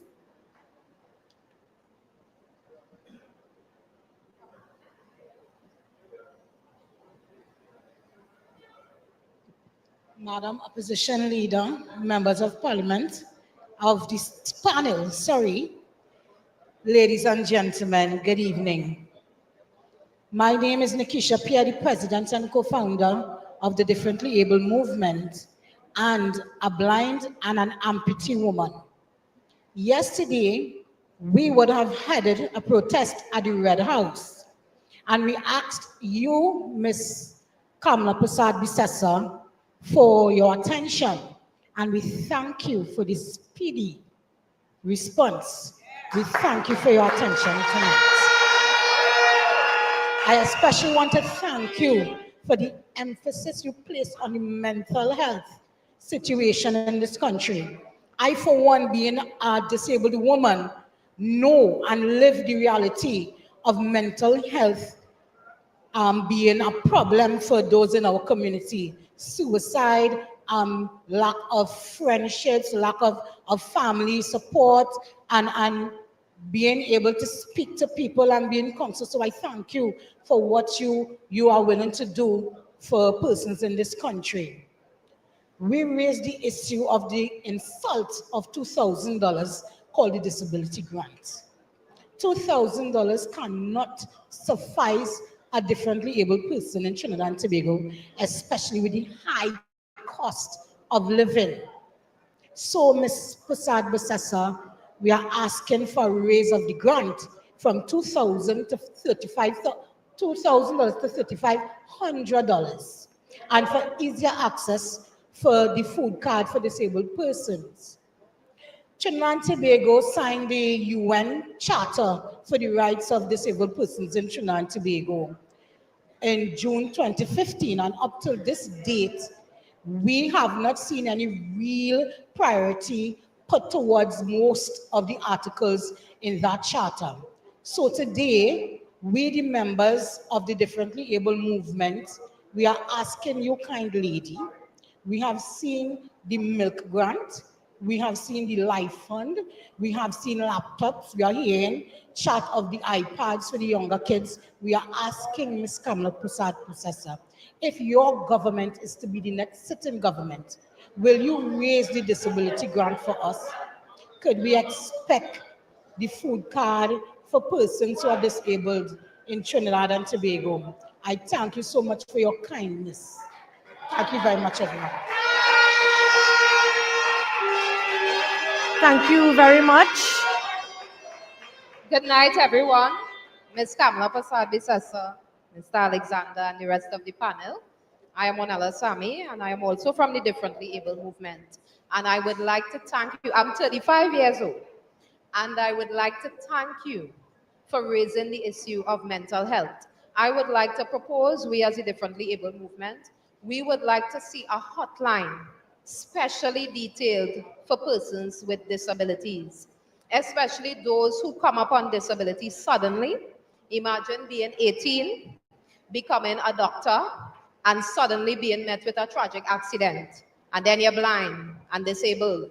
Who do you call 3 a.m.? We have people saying that they have places for counseling. This is just talk. We want to see something real, tangible, and meaningful that will address the mental health issues facing the differently able community. Thanks. Good night. Just a second, please. Just a second, please. Let me ask the lady, the first speaker, what is your opinion if you had a best friend trained enough to take care of you and walk you anywhere you want to go in Trinidad and Tobago? I'm not speaking about a human, but a dog trained for that purpose. Would it help you in any way? I, being a vision impaired person, know that it is not a reality. And for my duration of my blindness, thought it was impossible. If I have a best friend, a furry friend, that is able to help me move around, help me detect things, a dog, I would welcome that. Thank you very much.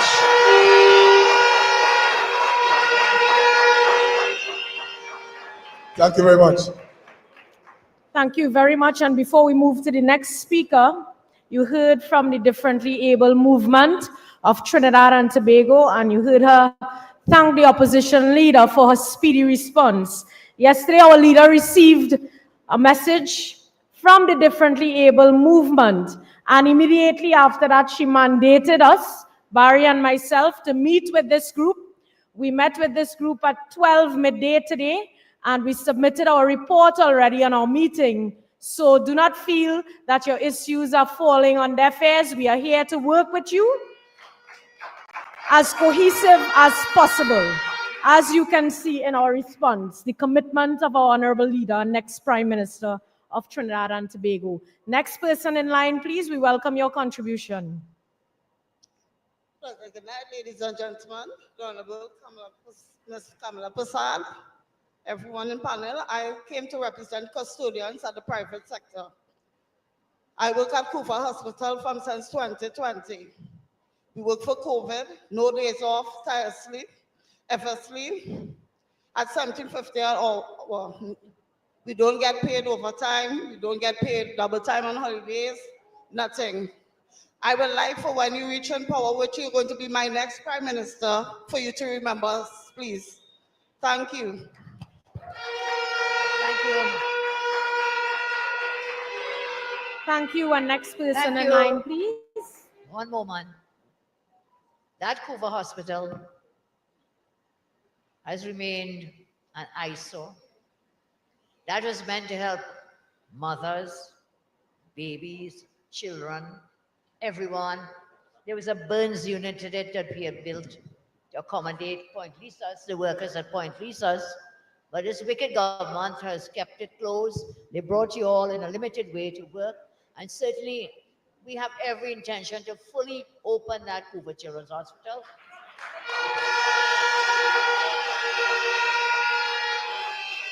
And of course, you You're a worker there.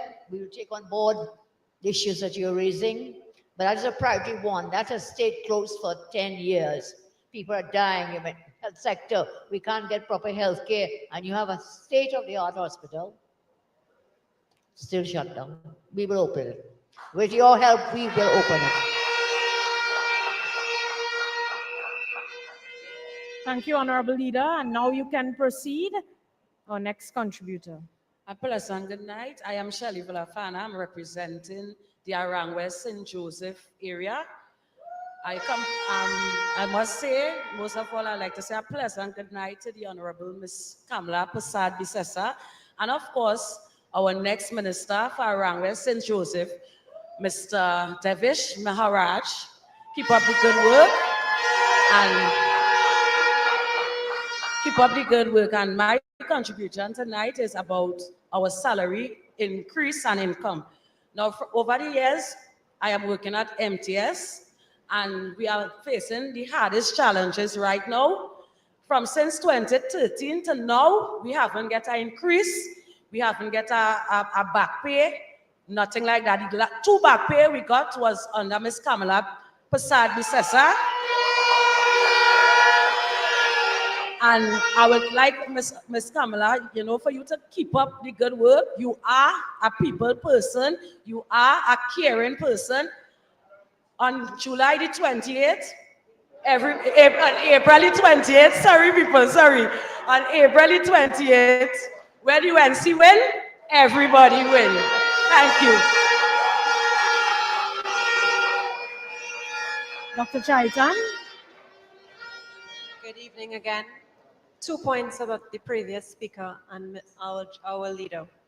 First, about healthcare workers from all levels, domestic and above, being underpaid, short paid, that is coming, being not able to get their gratuities, getting slapped in the face with a 4%. I am Felicia Thomas's voter. I got the 4% too, and we will start at 10% for the next negotiation. The second point that drives me home about that Kuva hospital and the burn center that we were promised is because of my own constituent who sadly made the news last week. Naomi DeMille passed away from burn injuries when a gas tank exploded in her house. I went very quietly to that funeral, all the while thinking if that burn center was open, that 19-year-old just become a grown-up child would have had a chance. We will open it, and it will not happen again.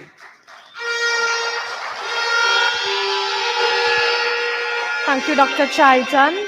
Our next contributor, you can proceed. Good evening, everyone, especially our Honorable Leader, Kamala Prasad Bisesa, our next Prime Minister. Good evening to all protocol and welcome to the UNC family. I am Liana Bab Gonzalez, former Belmont East Shadow Councillor and now North and West, St. Anne's West Chairperson. We are supporting PEP, who is in coalition with us. A lot of people don't understand when we say coalition, we mean unity. We mean togetherness. We mean we are under the umbrella of UNC. And we are working together to make Trinidad and Tobago a better place.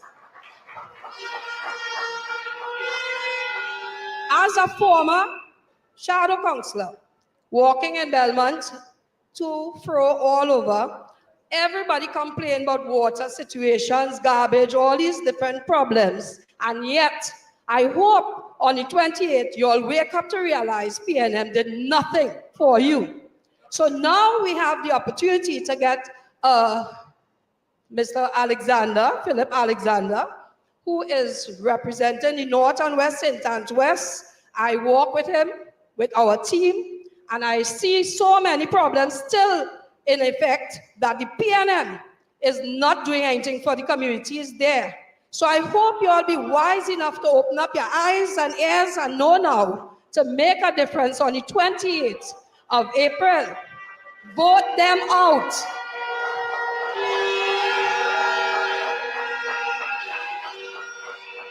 Without further ado, I have one other issue about education.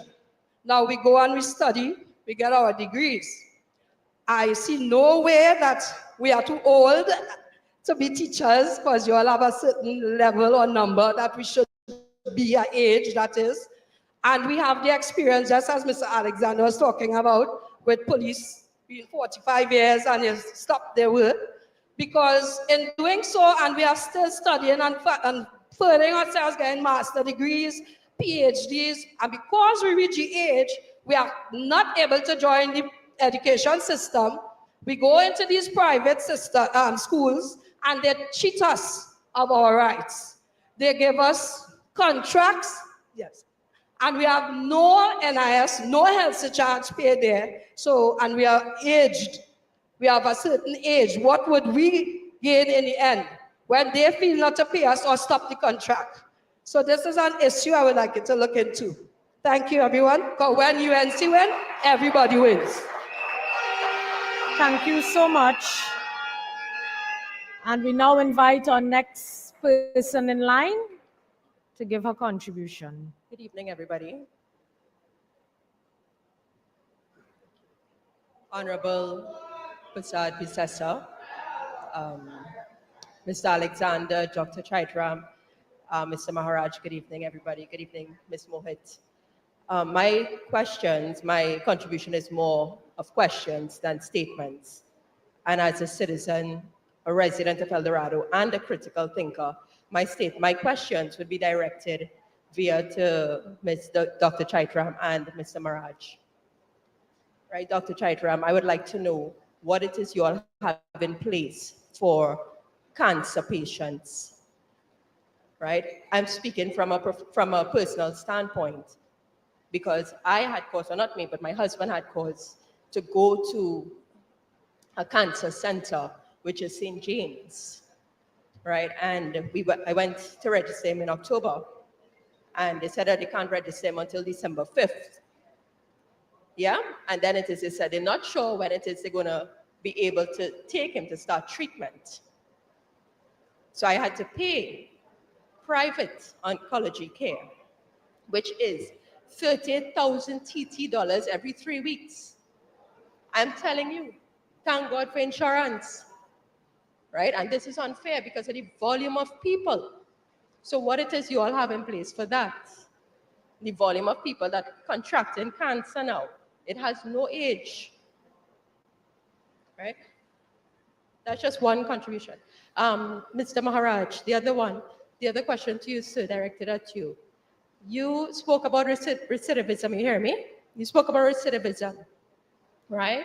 And when the former inmates come out there and they have a high propensity to reoffend, which is 51%, right? The problem we're having, sir, is where are the welfare services?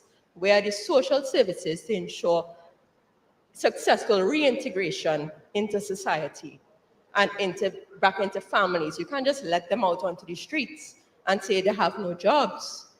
The social services must come into play, the social ministries. Where are these people? Not enough is being done. And I'm speaking from a standpoint as a criminal justice graduate. You understand? So that's what I want to know, because I've listened to you speak, and that was the only hiccup I had where in your speech where that is concerned. All right? So thank you for your time, and any feedback would be appreciated.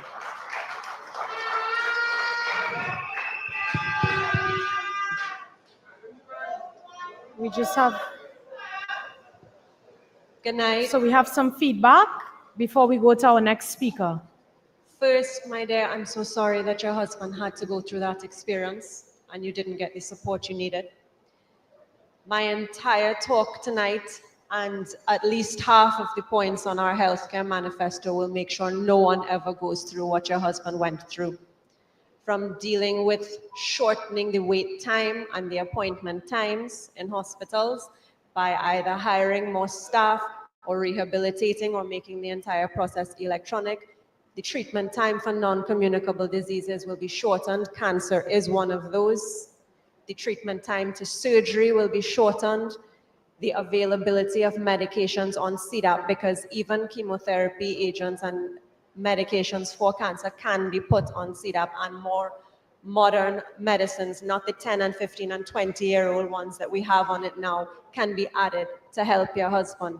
There is social support service that will be coming, because when you have non-communicable diseases, as we went through, the mental toll on mental health on the patient and the family is significant. Mental health will be part of the basic healthcare needs to be found at the health center level that will be open for extended hours.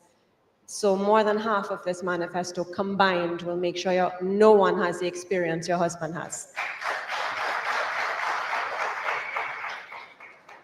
And with regard to the recidivism, the social welfare services, if it is not functioning properly, we will have to address that situation. It may be that they are overwhelmed by the amount of criminality in the system.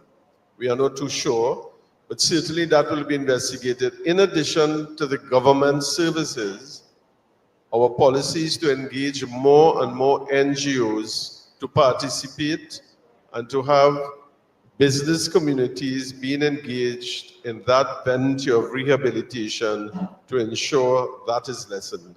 So that is one of the things we'll be looking at, very clear. Thank you. Thank you, and we now welcome our next contributor. I have absolutely no doubt in my mind that in approximately 2 weeks' time, Kamala Prasad Bisesa Senior Counsel will be sworn in as Prime Minister. I have no doubt in my mind. But I have a very narrow interest in the UNC winning this election, a personal narrow interest. And that narrow interest is for me to feel safe in this country, to walk the street in this country. And incidentally, I grew up in Tunapuna, I voted in Tunapuna, I'm here. So when the former Prime Minister Raleigh went to Parliament to request Parliament give him the opportunity to extend the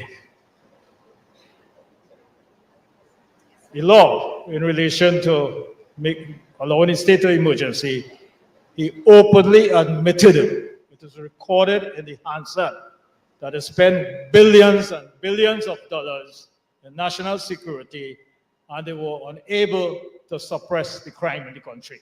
He admitted that. So if he admitted that, and he had 9.5 years, I have no doubt in my mind they cannot solve the crimes in the country.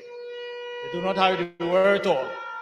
So I want to take this opportunity to talk to the floating voters, that is the people who are undecided, whether you're UNC, you're PNM, or whatever you are. If you're undecided, I believe you want to live in this country and feel safe. So on election day, come out and vote for the UNC. Give them the opportunity to solve the crime. And I say here, if at the end of the term they do not solve the crime, get rid of them. I believe they will solve the crime because they have a plan. They have a plan and they have a manifesto. So thank you very much. Thank you very much, Senior Counsel Israel Khan. Can we thank Mr. Israel Khan of Senior Counsel? And you have the best candidate. Israel, you have the best candidate in Roger Alexander. Right here, you have to vote in Tunapuna for Roger, who will help us in the fight against crime. Thank you so much.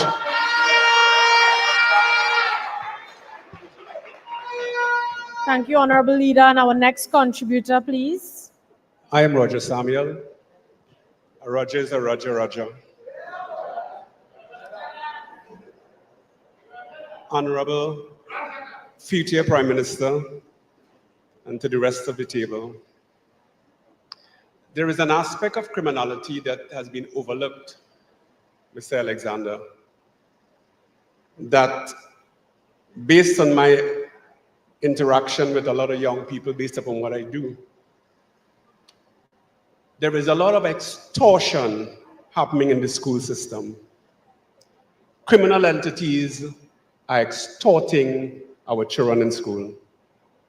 As a matter of fact, it came to my attention that children are paying even after they leave school to protect themselves and their families. It came to my attention that there are children who have left school 5 years ago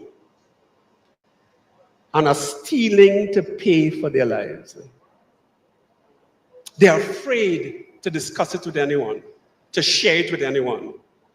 And it is something I think we need to seriously look into in the school and the education system, because this has been happening for years. Children, their education levels are subsiding, they are struggling because they have this weight on their psyche, and they're deteriorating in schools because they have to find ways and means, some illegal, to facilitate the extortion. They're afraid to report it. They're afraid to talk to people. And I think it's something, Mr. Alexander, you have to look at seriously, because if they start stealing at this level, it will become a culture, and then it become a norm later on in their lives. And I just wanted to address that with you. Look at the extortion that is happening in the school system. Thank you very much.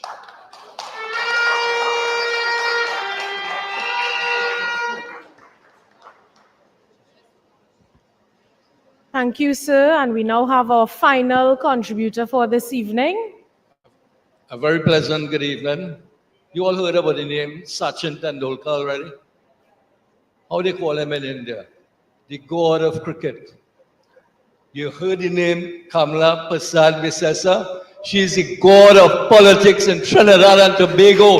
Give her a round of applause. The next Prime Minister of Trinidad and Tobago.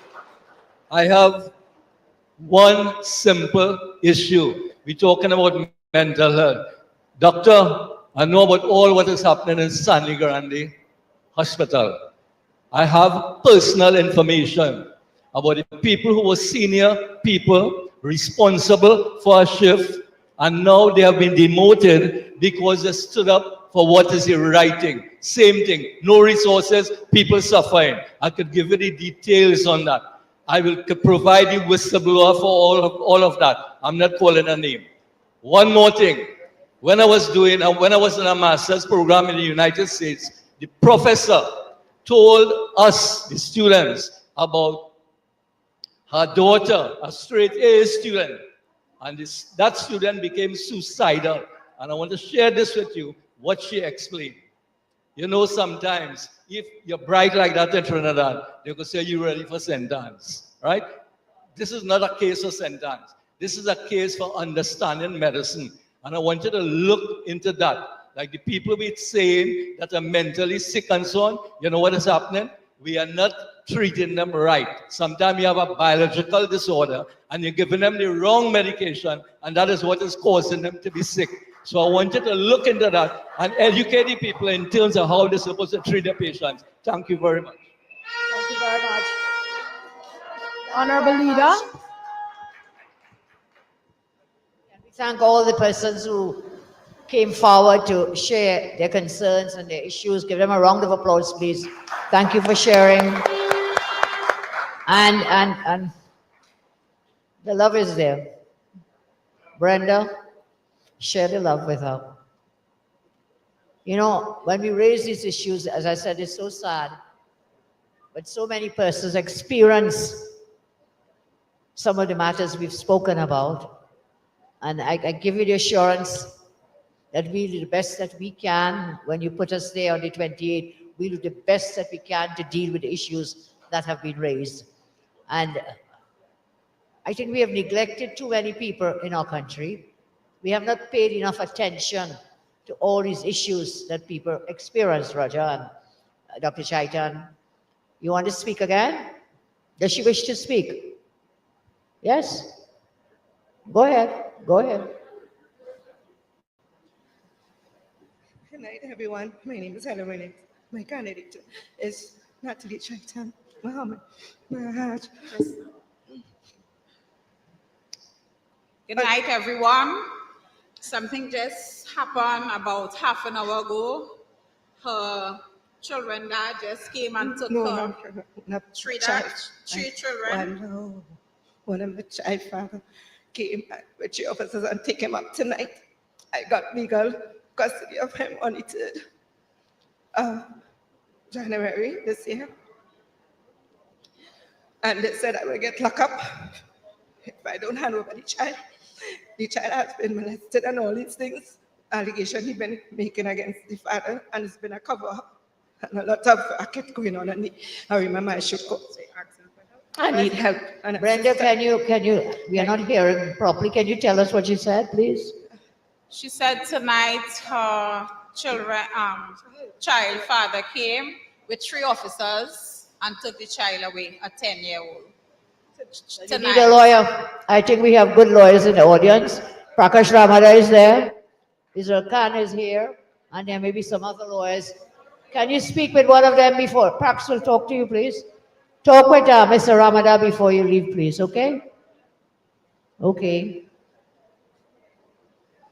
We have a lot of lawyers in the UNC. I'm sure one will help you. Okay, so I was giving it a wrap. Tomorrow, several meetings, committee meetings taking place. On Saturday, we are in Las Lomas in the constituency of La Joqueta Talparo on Saturday. And of course, we know it's the Easter weekend. So we put our campaigning on hold to celebrate Easter Sunday, certainly. Tomorrow, Good Friday. And if it is that some candidates are coming to see you in this holy time, always remember, I did not call the election at a time when so many holy events were taking place.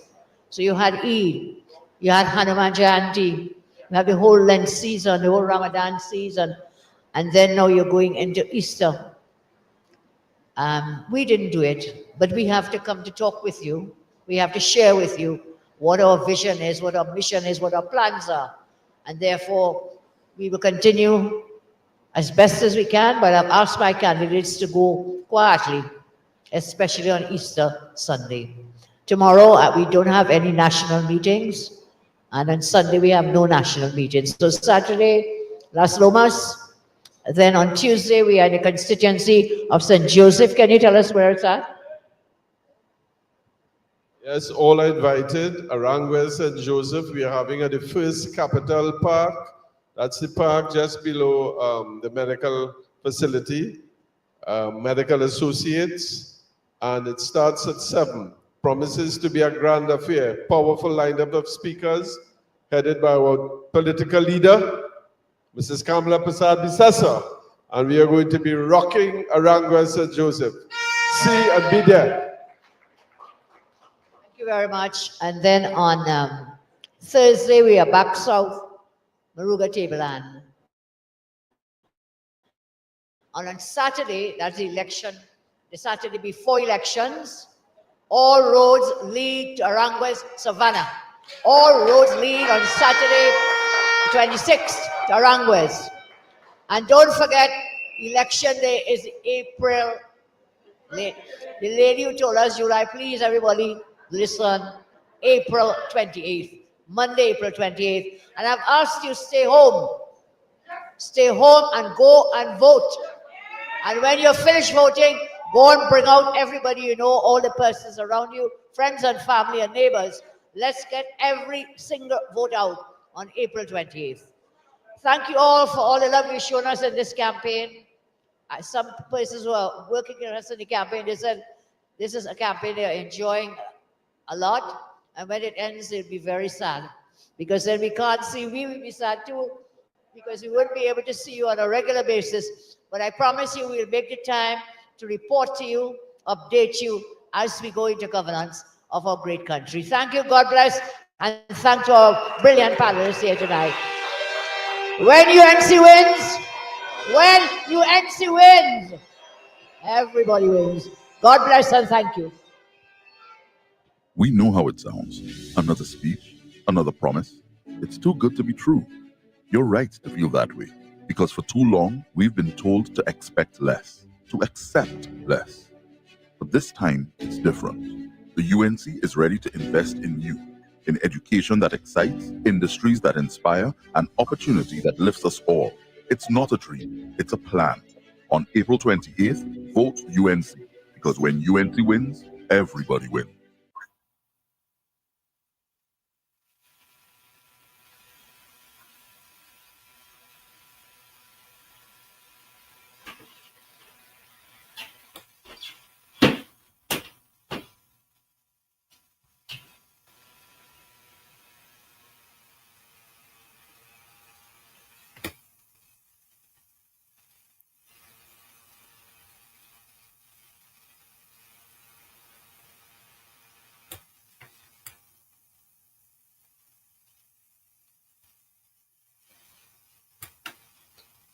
No audio.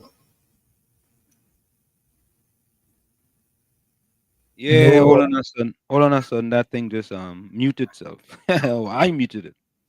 Yeah, Tommy, it's interesting times in Trinidad and Tobago. Very. You know, we on our way to this is, I think this is the mother of all elections. You know? I believe so. We see the way the incumbents are behaving. They are very desperate, and they sort of feel the weight of the ground, because the ground surely is showing that they're fed up. Yeah. I'm gonna say hello to Faze Shad. Faze Shad, welcome. I think that might be, I don't know if that's your first time here on in the village, but let me say welcome to you, and we hope you come back. You know, even when PNM lose, you're still welcome here. Tommy, I wanted to play something. Where did I do with that? Oh yeah. I know where I put it. I wanted to listen to something. I couldn't understand this. That's not it. Oh, where did I put that? Oh no, I think I let me see.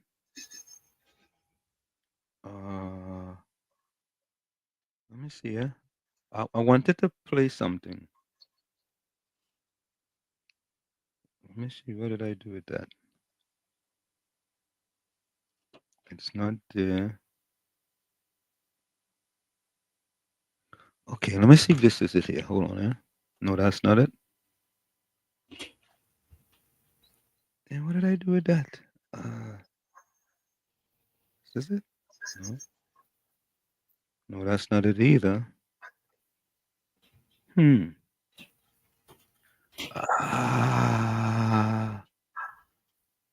let me see if it's in my oh my God. Oh God. All right, let me see something, folks. Here, it's saying my phone is full. Let me see if I could delete a few things here, Tommy. Hold on, eh? How did that happen? Let me select these. Delete all.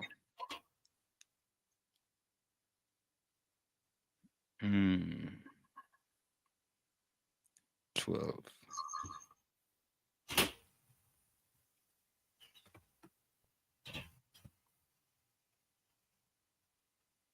Image.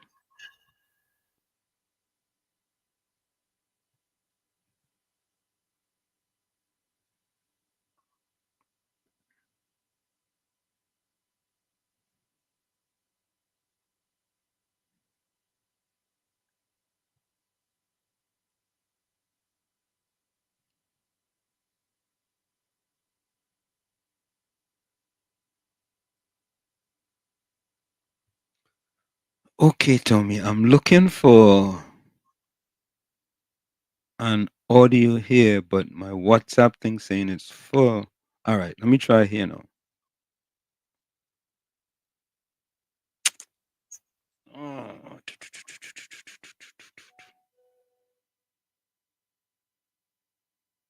So, folks, give me 1 minute here.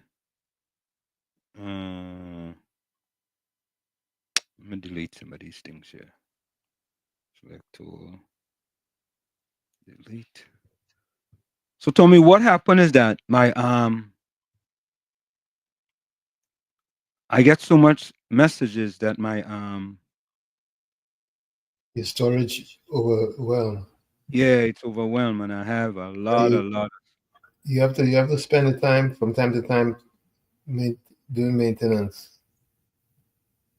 Yeah, and it is but Tommy, I don't know. I don't think we're doing a show on Sunday though.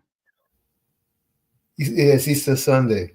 Sunday is Easter Sunday. So folks, we're just giving you for one that we will not have a show on Sunday. There's actually no events going on, so that's a good thing. All right. Let me see if I could find that now, Tommy.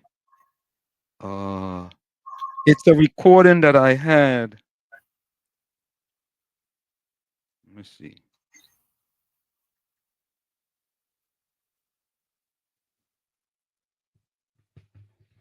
Oh boy. When you want to find something. All right, let me take this call. I'll take the call instead. Brooklyn, welcome. Worship. Good Yeah. night to you. Good night, Uncle Tommy. Yeah. Good night, sir. What a very great meeting. And we see how fast it is.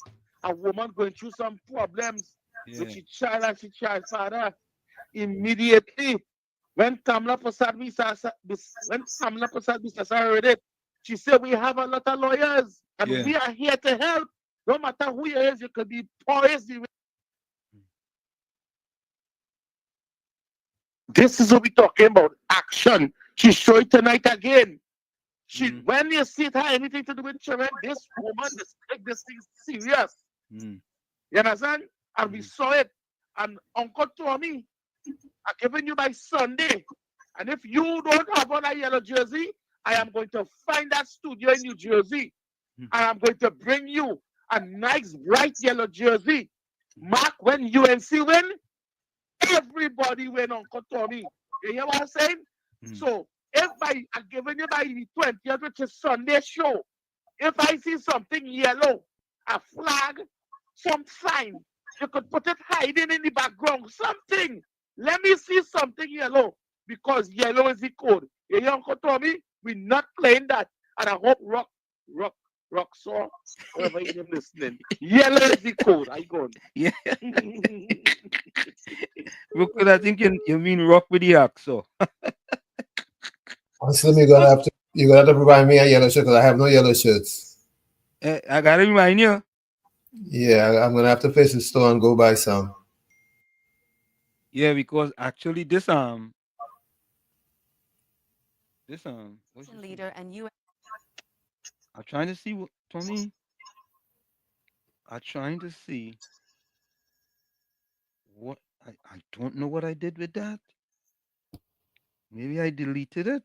Good morning. Why? Oh, Tommy, before we go tonight, you didn't hear. Well, you saw it. You know, last night when Dr. Munilal talked about the company leasing the port. Yes. You know that company involved in corruption too? No. I have to play that. I'm gonna play that. I have to play that. Only I have to play that. I want you to listen to this. Breaking news, eh? I said, boy, after last night, and Dr. Munilal called out the name of the company. I say, let me go and do some homework. You know, I like to do research. Research, yes. I love to do research. And I put in the company name. Tommy. Let me get it. Hold on, earlier. This is breaking news, eh? And I could not believe it, Tommy. Here it is right here. So listen to this, folks. This is another company that Trinidad and Tobago dealing with. that is involved in corruption. To me, like them just don't do their homework, you know. They don't do the homework. And like they don't really care. I feel they like dealing with spotty business. You feel so? I feel so. So folks, take a listen to this, and I did an editorial on it. Take a listen to this. It's another company. After Dr. Munilal spoke on the platform last night, and he talked about the company getting the lease for the port, I said, let me just do some little homework. So guys, take a listen. Why Trinidad and Tobago should reconsider leasing its port to International Container Terminal Services Inc., ICTSE, an editorial by Professor Wall Street. According to research, ICTSE has been implicated in corruption allegations in the Philippines, particularly regarding the operations at Manila's ports. These allegations include bribery, manipulation of information, and fraudulent transactions related to ownership interests in ICSE. Additionally, ICSE has faced scrutiny over its involvement in a potential bribery scheme in Papua New Guinea. Here's a more detailed breakdown. Manila Port's corruption. ICTSE's president, Christian Gonzalez, has acknowledged the existence of a culture of corruption at Manila's ports, where bribery and manipulation of information are rampant. He also mentioned that manual transactions at the ports may have contributed to the issue. Alleged fraudulent transactions. Plaintiffs in a lawsuit have alleged that ICTSE's chairman, Enrique Razin Sr., and his son, Enrique Razin Jr., made fraudulent transactions to divest ERI's minority shareholders of their stake in ICTSE. Papua New Guinea allegations. ICT has received lucrative contracts to run Papua New Guinea's largest ports, and an investigation by the Organized Crime and Corruption Reporting Project, OCCRP, revealed potential bribery schemes involving a Singaporean company and ICSI. ICTSE's anti-corruption policy. While ICTSE has stated its commitment to zero tolerance for any form of bribery and corruption, these allegations highlight the challenges in enforcing such policies in the face of systemic issues. The government of Trinidad and Tobago faces a critical decision regarding the lease of its port facilities. While International Container Terminal Services Inc., ICTSI, may present itself as a global leader in port operations, its track record raises serious concerns. Allegations of corruption, labor disputes, and questionable dealings have followed ICTC across multiple countries, including Papua New Guinea and Madagascar too. Here are 10 reasons why the government should think twice before entering into an agreement with this organization. 1. Corruption allegations. ICTSA has been implicated in bribery schemes and corruption scandals in other nations, such as Papua New Guinea. This raises questions about its ethical practices and suitability as a partner. 2. Labor disputes. The company has a history of contentious labor relations, including disputes with unions and accusations of exploiting workers. Such practices could lead to unrest and inefficiencies at the port. 3. Reputation risks. Partnering with a company under scrutiny for unethical behavior could tarnish Trinidad and Tobago's international reputation.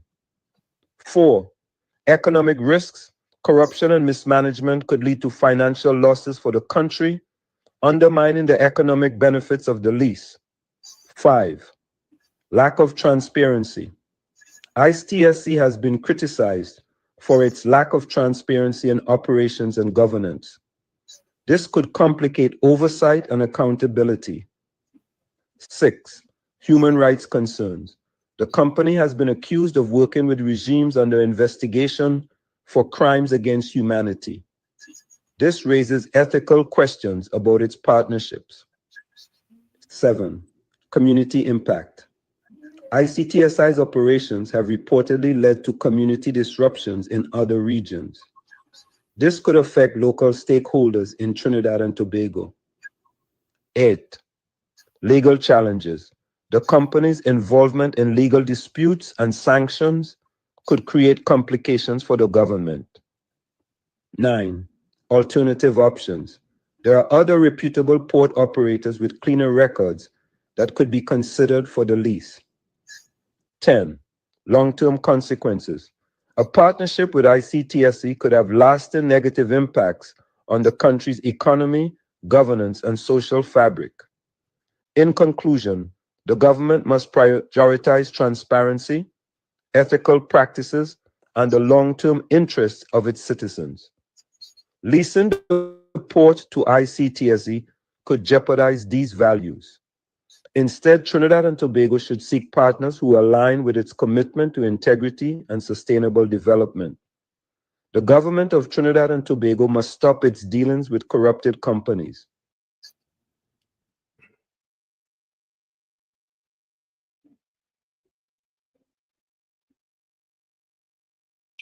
A corrupted company that the government is dealing with.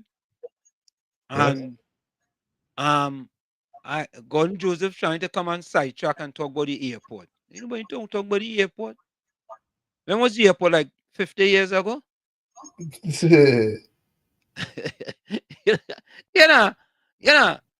Them fellas are dinosaurical, you know. You need to go to Jurassic Park.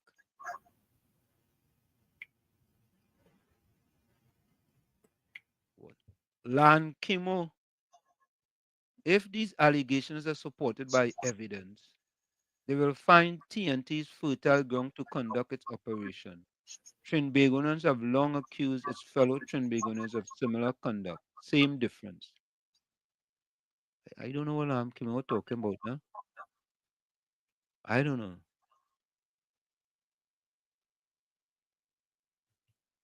I don't know. I don't know. Trendsetter says Rowley and Shortong have to be billionaires at this juncture. So Tommy, you know, it just seemed to me that I don't know, but we have a jokey government. Jokey? Them ain't doing no kind of fact check, Tommy. Eh? Oh, It doesn't matter. what? So you just accepting whoever you just accepting that. No, I'm telling you that to them it doesn't matter. It doesn't matter. That's who they want to deal with. But Tommy, a simple check. It is not that difficult. The only check they want is the check in the bank. Okay. That is it? That's the check. That's all they want. Which one is this? Let me see this one. Hold on,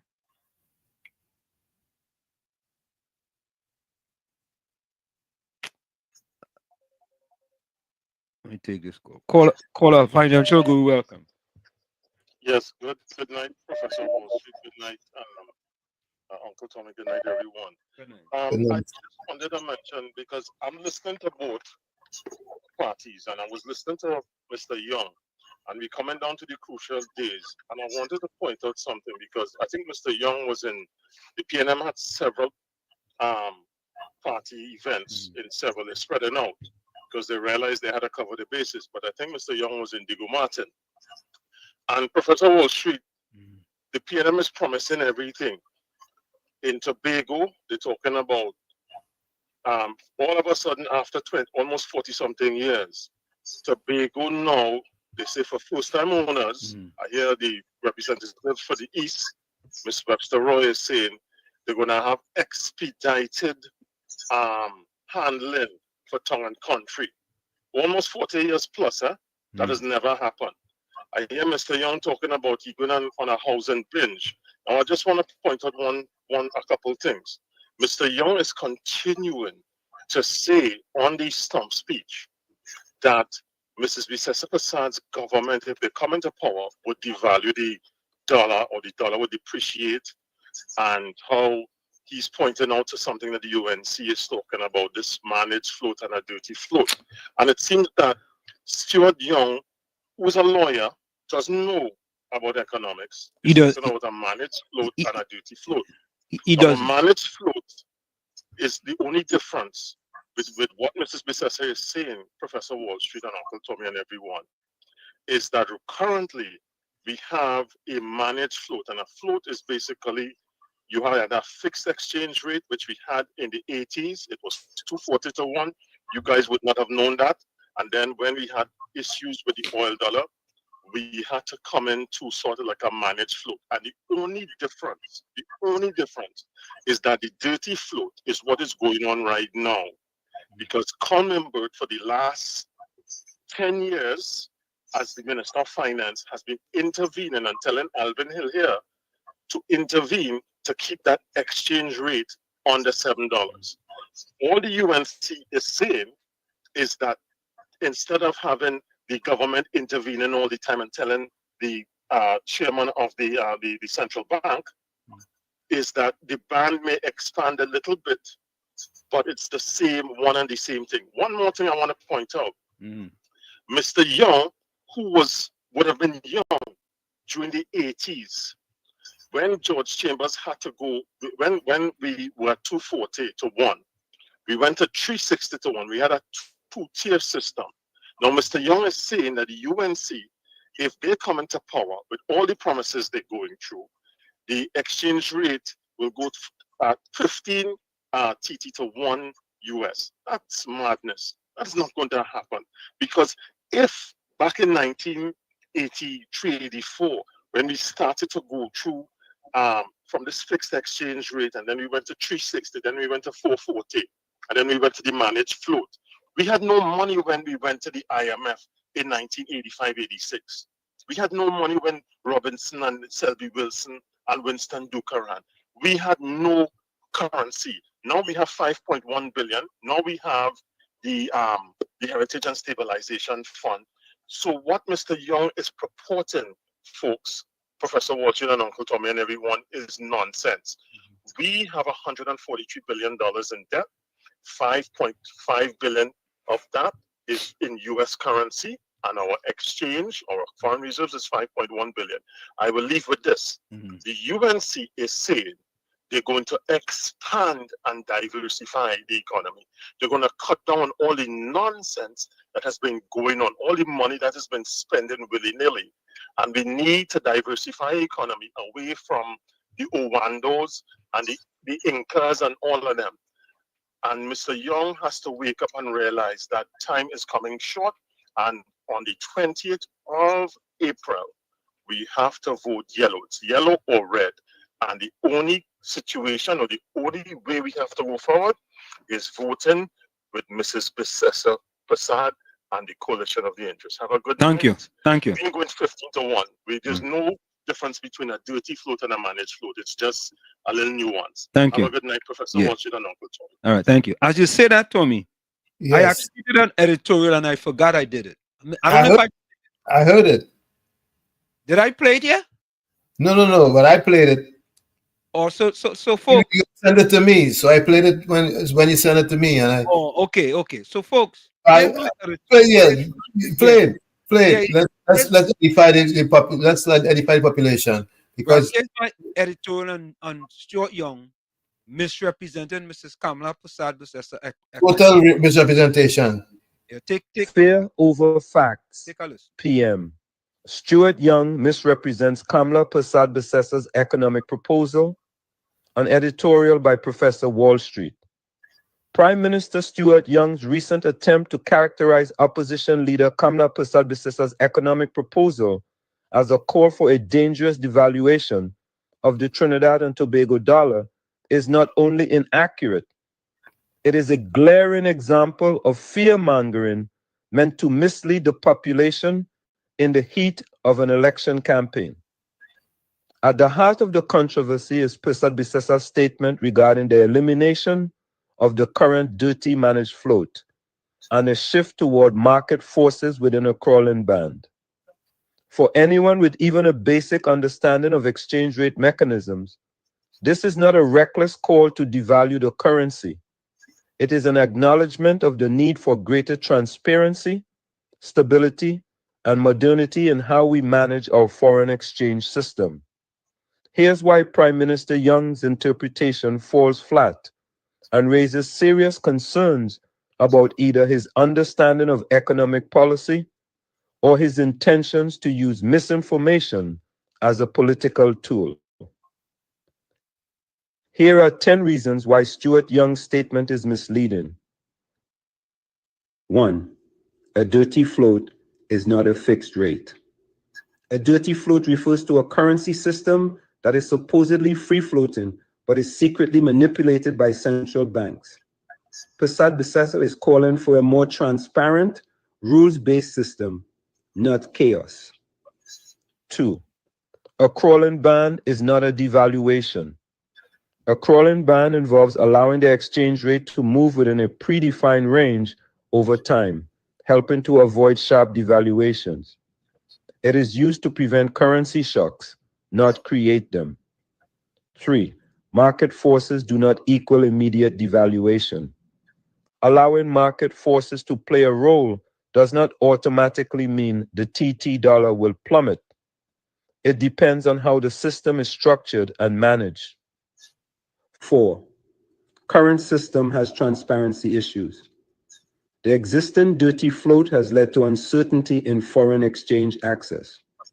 Businesses and citizens alike have complained about the lack of predictability, something a more structured band would improve. 5. Kamla's statement was policy-oriented, not reckless. Prasad Bisesa's statement is consistent with internationally recognized economic reform language. It reflects a forward-thinking policy direction, not recklessness. 6. Stuart Young is not an economist. Despite referencing discussions with finance professionals, Young is not an economist, and his interpretation of the statement lacks the nuance a trained professional would provide. 7. No evidence of immediate devaluation. There is no evidence, neither from the UNC's economic plans nor from credible economic advisors, that a currency devaluation is the party's goal. 8. Undermines voter intelligence. This tactic assumes that citizens don't understand economic terminology and can be easily frightened into rejecting reasonable proposals for reform. 9. Contradicts historical performance. Under Kamla Prasad Bisesa's leadership, 2010 to 2015, the TT dollar remained relatively stable, and economic indicators were stronger than under the current administration. 10. A red herring to distract from PNM's record. Young's focus on a single line taken out of context is a clear diversion from the real issues: rising poverty, worsening inequality, and economic stagnation under the PNM. In conclusion, let's talk policy, not politics. Rather than twisting economic language to scare the public, Prime Minister Young and the PNM should engage in honest, fact-based discussions about the future of Trinidad and Tobago's economy. Kamla Prasad Bisesa's remarks reflect a commitment to reforming outdated systems and restoring confidence in the country's fiscal direction. Fear-mongering may win a headline, but it won't build a nation. The electorate deserves better than misrepresentations and scare tactics. They deserve a clear, intelligent debate about policy backed by evidence, not propaganda. The UNC led by Kamla Prasad Bisesa is the only way. So there you have it, Tommy. You see, Just my worry is that the masses are ignorant of economic policies and they could believe, they may want to believe what he keeps saying, because if you keep saying something, whether it's true or untrue, you would eventually have people believing it. You get what I'm saying? No, I agree with you, but you see, you have to put out information for them to show that they're trying to mislead the people. Because the thing that I'm looking for, I think I deleted it. Because I saved it and I deleted it, was there was an ad with Stuart Young saying that the PNM gonna give people these lots, 3,000 units, 3,000, right? And they're gonna give them mortgages to build 2 and 3 bedroom houses from 1 million to 1 million to 1.4 or 1.5 million. And I'm asking myself, Tommy, who I wonder if Patty could afford one of them house. I wonder if Gordon Joseph could afford one of them house. Maybe. I wonder if PNM Fox could afford one of them house. You feel so? Yeah, they seem to be affluent. They could. Yeah. This seem to be affluent. Well, they seem to be very pleased. No. You think them could afford that, Tommy? Let me be honest. I don't know their situations. Yeah, Bitcoin, hold up. Hold up, Bitcoin. 1 minute. Folks, put your closing comments in the chat and your closing quotes. Send your closing voice notes. Yes. All right. Go ahead, Bitcoin. You're talking about promises that come to a fool. Yeah. Well, I see Prakash Ramadan make a video today. Saying that, yeah, go send it to you. He said he waited a whole week for the promises from the Prime Minister giving the divers the $1 million each, but apparently nobody in contact him to give him any money at all. So it seems to me he have to get Prime Ministership before you see a cent of that money at all. So he just using that to write in the back of the people, and then he's a wicked man to come and divulge that kind of information there. And then after leave the man, the lawyer that is, after he tell him, if you want to make promises, give it in a week.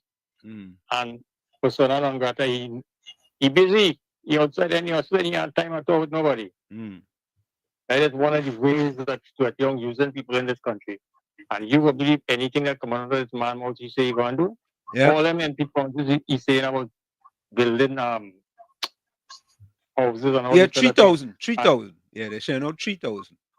They're getting to people. But what about the thousands that they already built and it need furniture and need Nah, Bitcoin, nah, you can't.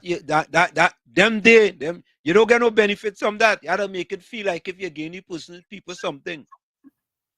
You know what I mean? And all the schools and things that they talk about, they say they ain't gonna build none. I hear them on your sister, they ain't gonna build nothing at all like that. I wasted their money, right? They have all these schools that dilapidated and people stealing out all the fixtures from these schools.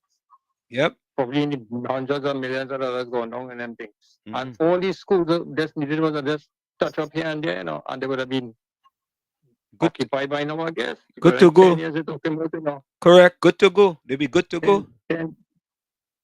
Boy, that is if it is one thing you should vote on them for is based on that, because every time I see Stark share these videos, I just get so vexed seeing that the structure itself, it's song, Song, man. Song. Yeah. And big structure, especially that one up in Mount Hope, the man show you that one day, boy. Yeah. And this wicked Terrence coming and saying that he didn't say he gonna fix it, he gonna build up our school. I want to know what's wrong with this man. Yeah, What really wrong with these people at all? And giving us that broken, deadbeat promises. I can't take them on so serious, Yep. But I hear now that the observers, the Commonwealth observers, coming on the 22nd of this month. Yeah, I saw that. So they're only coming for about a week. So let me hope that they do come here, because at the end of the day, this country needs some what's it say, unbiased eyes to take a look at what's going on inside the EBC. Because I find too much shenanigans taking place in the EBC, and it's always looking like it's against the UNC and nobody else. And I see Gary, a good friend, he released the manifesto last night. But he had they just share a glimpse of it on the news, but I know what the heck it's about, because I ain't read that. And then he's saying, because he always got to take pork shot. He's saying at how he cannot, if he get any seats, he's not forming no government, and nobody who will attack the people who leave the party, right? And call them names and Nimakara and all kind of thing. You know what he's doing that for? So I want to know, John Jeremy come up on a UNC platform. He didn't say he done the UNC, He just come on the platform to talk about the country, how it's going, and he said that he voted in UNC based on what he's seeing going wrong, right? And that man faced all kind of nasty things. People calling him dog. The ex-prime minister called him a dog. This big one from up in San Fernando, Paris, called him a market crab in a Kalalu, right?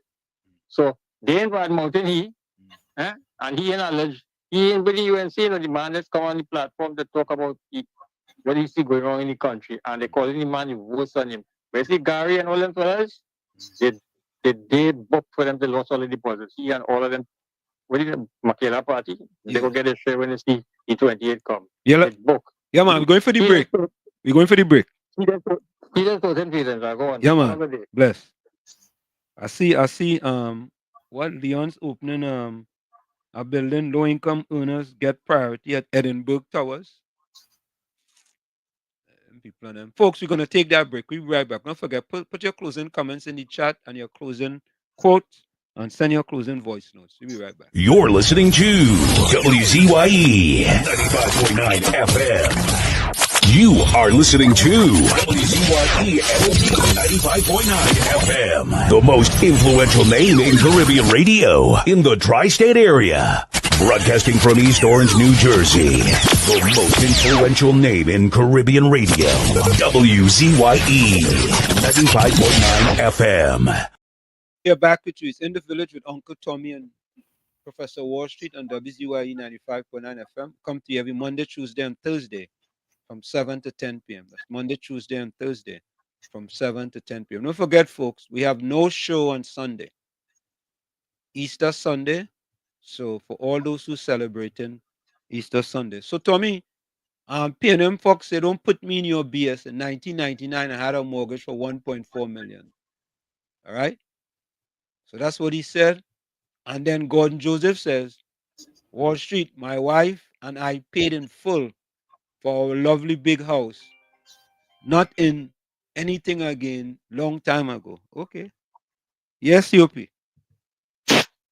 Wall Street, good night to you. Good night. And Uncle Tommy. Yeah. Good night. To you, Uncle Tommy. Yeah. Good night, sir. Uncle Tommy, tell them leave you alone with your shirt alone now. If you want to wear blue, if you want to wear yellow, if you just don't wear no red. Right? No more red. Tell them if they want to buy a does that shirt for you and send it down, it's okay. It's okay, they will accept it. That is right. But Wall Street, you know, I watched that UNC Townhall meeting in Tunapuna tonight. And it was a great meeting, but yet still it was a sad meeting. Yeah, it was a sad meeting. Because I have been speaking. It was a sad. I have been speaking for years. For over 9 years, I have been speaking. What PNM take away the independence and the purchasing power from the citizens of this country and leave them with depression, anxiety, and low self-esteem. You listen about how many people are applauding Kamala for saying about mental people. Yeah. That's what Dr. Rowley and Imbert and Stuart Christopher Young, that is what they create that burden among the citizens. They create that. I'm telling you now, Wall Street, they fire over 3,000 people in Wassa. They fire over 800 in TSTT. They fire over 7,000 in Petrotrin. And the list could go on and on. We are talking about the whole of the Point Lisa's oil industry. All the people them go home and things. And they don't have a job today. The ageable people who pay health charge for years in Petrotrin, they lost all that medical They lost all that. What else? What else will happen? That anxiety and depression and loneliness and hit the people them homes, especially the senior citizens, the people them who reach 60 already. You know what that is for a country? If your mother and father and auntie and uncle and elders in your home suffering from these illness, it trickles straight down to the children. It's trickles straight down to the children. Stuart Christopher Young, you and Rowley created that in the Republic of Trinidad and Tobago. And then come and tell me now, you know food price expensive. You know that you went in the grocery. And we must accept that. Over 85% of the homes in the Republic of Trinidad and Tobago, somebody suffering from depression, low self-esteem, and anxiety. And over 65% in the schools suffering from that. Where do you think we're going? Where do you think we're going with the PNM? Thank God the country is saying the yellow is the code. Uncle Tommy and Wall Street, have a nice night. Bless. You Yeah. too. So, folks, let me give my Tommy. We wish everyone who celebrates Easter Easter, happy Easter. happy Easter, and we will not be back here until Monday. Yep. Yes. So everybody enjoy. What is that for Easter? Easter buns? Is Easter buns? Yeah. But you know, Easter Monday is a holiday in Trinidad too, eh? Oh, Monday's a holiday too? That's what I think. All right. So if it's a so folks, we mightn't be on. Well, it depends if don't they have a meeting on Monday? No, the next meeting is Tuesday. After Saturday and then Tuesday. Okay, so maybe we mightn't be back until Tuesday, folks. So if it's a holiday in Trinidad. So folks, we might not be back here until next Tuesday. Just in case if you don't see us, don't say we didn't tell you. Okay? There's a meeting on Saturday though. There's a meeting Saturday? Yeah. Yeah, well, we go do that meeting Saturday. I gotta set it up before I leave. So at least you'll be able to log on and do it because I've the last track meet on Saturday. All righty. Okay, so folks, here's my closing quote. Good morning, Lord. Today is Thursday, Father, April 17th. But this is not just any Thursday. Today is Holy Thursday, and something awakens inside me. Sometimes the weariness hits hard. The urge to give up knocks at the door, and the silent battles try to drown the faith I carry. But when I look at Jesus, kneeling down, washing feet, breaking bread with the one who would betray him, I begin to understand what true courage looks like. He knew the cross was coming. He knew the pain. He knew the abandonment. And still, he stood firm. And what about me? How many times have I thought about quitting just because things got hard? But today, I choose to keep going. I don't want a shallow faith. I won't hide from the calling. Jesus taught me to be persistent, to press on even when everything falls apart. Because with him, there is no end. There is transformation. Father, strengthen my tired hands. Make my steps firm again. Renew my heart. Even when it hurts, I won't give up. Even when I'm afraid, I choose to trust. Do your will in me. In Jesus' name, amen. If this From where I sit, this is it. The clock on the wall said that's all I like to say, but I've got to go. Remember, hard work beats talent. When talent does not work hard, and for every 60 seconds of anger, you lose 1 minute of happiness. Remember, your circumstances may determine who you are, but you are responsible for who you become. Go ahead, Tommy. My first quote is from Mary Engelberg. And it goes like this. If you don't like something, change it. If you can't change it, change the way you think about it. Like I always say, you, male or female, in the mirror, you have to become that change you want to see. However, if you can't, if you look in that mirror and you don't like what you see, you cannot blame the mirror. Never look down on a person unless you're giving them a hand up. Be safe. Love you all. Have a happy Easter. We'll see you at our next session, whether it's Saturday or Tuesday, God willing. Okay. Good night. Thank you. You're welcome. Let's see this here. There's only two things in life that you worry about, whether you're healthy or whether you're sick. If you're healthy, you ain't got nothing to worry about. But if you're sick, you got two things to worry about. Whether you're going to get better, whether you're going to get worse.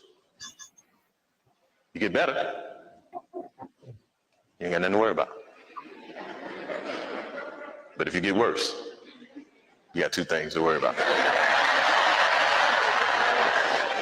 Whether you're going to live, whether you're going to die. If you live,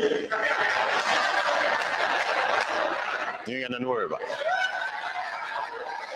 But if you die, you got two things.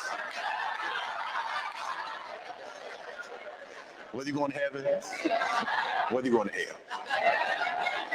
If you go to heaven,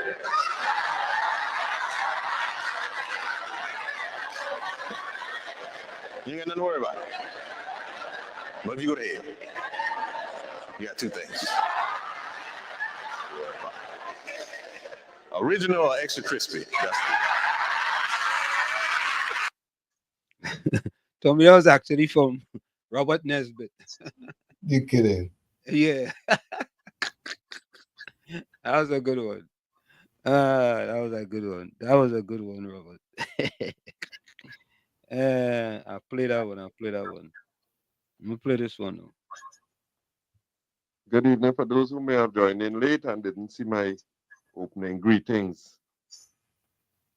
Okay, members, I am, and those who knew, Gordon Bernard Maloney. Any other name you hear, it's not really me, okay? I am Gordon Bernard Maloney, who've committed myself to speak truth as far as I can see and hear and know. A lot of times I quote what other people say, but as far as I know, I speak truth. But if any time it end up being untrue, once it is brought to my attention, I will address it. Okay? So you could put your pot on the fire, and yeah, don't just put your pot on the fire. Put things in it to cook. Many a times, especially recently, I always text, I always send voice notes, and sometimes I call. It depends on all other things. Because sometimes I am working. Yes, I'm a private contractor making big dough, but that's not important. And that had nothing to do with government in that sense. Is I decided I don't want to be dependent on no government or nobody. After working 15 and a half years for a company, thank God he helped me to move on and have my own. Yeah. So I don't want to depend on nobody. So I don't want to lie for nobody or try and muddy anybody for anybody else to look good. Okay? It is my humble view that something important as an election, nobody should be taking any kind of bribe or anything. Anybody offer you anything, don't take it. That's dishonest if you know you're not voting for them. Have a good night. Folks, if the PNM give you anything, take it and vote for the UNC. Good evening, Uncle Tommy and Mr. Wall Street. I'm going to petition the Vatican to take Gordon Joseph as the next pope after the certain pope passes away. You know what I say so? That man is talking the truth. You don't bring no false and make believe kind of things here when he's talking. And the straightest man, he's straighter than a pin. So I'm gonna put it. We could come together and petition the Vatican to take him as the next pope, right? You go be better off there than in Trinidad. Right, Gordon? You have a date to take over the papalship when the next pope the pass office. Have a good day, fellas. Oh, good. Okay. What? Closing from financial guru. Man, you send. All right. Since you be sending, you can't send this long thing, man. If not today, next week. In the land of choice, where votes are cast, two parties stand with platform vast. Red and yellow, colors bright and bold, each vying for the hearts of young and old. The yellow party with sunshine in its grin promise progress and a brighter wind. Its policies shine like rays of gold, a beacon of hope for a brighter hold. The red party with passion in its fire claims strength and courage, its greatest desire. But when compared, the yellow way seems more appealing, come what may. For yellow's warmth and optimism too outshine the red in all they do. Their vision for the future, clear and bright, makes yellow the choice that's just right. So let your voice be heard and clear. Vote yellow and banish all fear. For in the color lies a brighter day, a future full of hope in a yellow way. All right, financial guru. I'll go put that next to some audio. Now that wasn't bad. That was pretty good. All right, so let me go to the chat now. Let me see in the chat here. All right.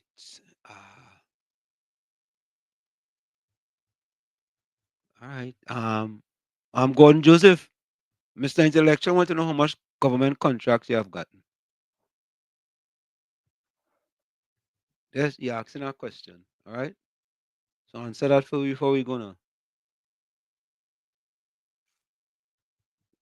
Caribbean semantics and about his name. Like if anybody care if his name is Gordon Maloney. Everybody know him as Gordon Joseph now. That toothpaste is already out of the tube and you can't put it back in. Once the toothpaste is out of the tube, Gordon Joseph, you can't put it back in. Too bad. I know you want to try. Semantics closing comment. Work hard in silence. Let your success be your noise. Frank Ocean. Okay.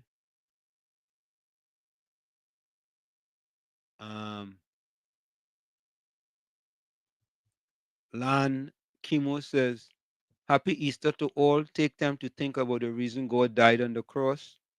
Let's all pray and hope that we live the life He expects of us. No excuses. Okay. Wall Street, you have rabbit eggs. Me, I never see that. Nah, I know about rabbit eggs. Huh? Caribbean Soul closing comment. Lessons need to be repeated until it's learned. And we learn come April 28th. Okay. Steve Debedine says, don't forget all businesses surround Mariella and all other industries people lost their jobs. Maybe it's Marabella. Maybe, I don't know. I think, Mr. Intellectual closing comment.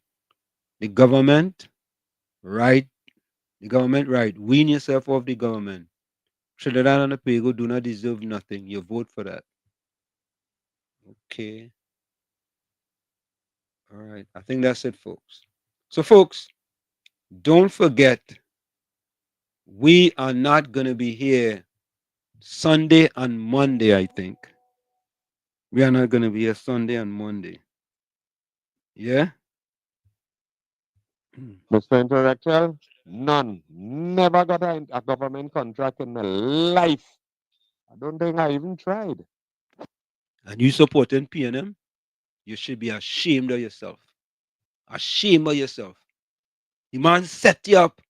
You supporting PNM. All the 1% getting all the contract and you can't even get one. Boy, I'm shocked. And you should be ashamed that you are PNM. Ashamed of yourself? Yeah, Marabella. Sorry.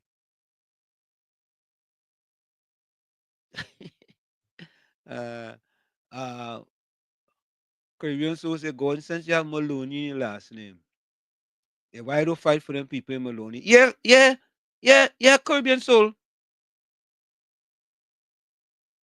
The man, Jerome, good night.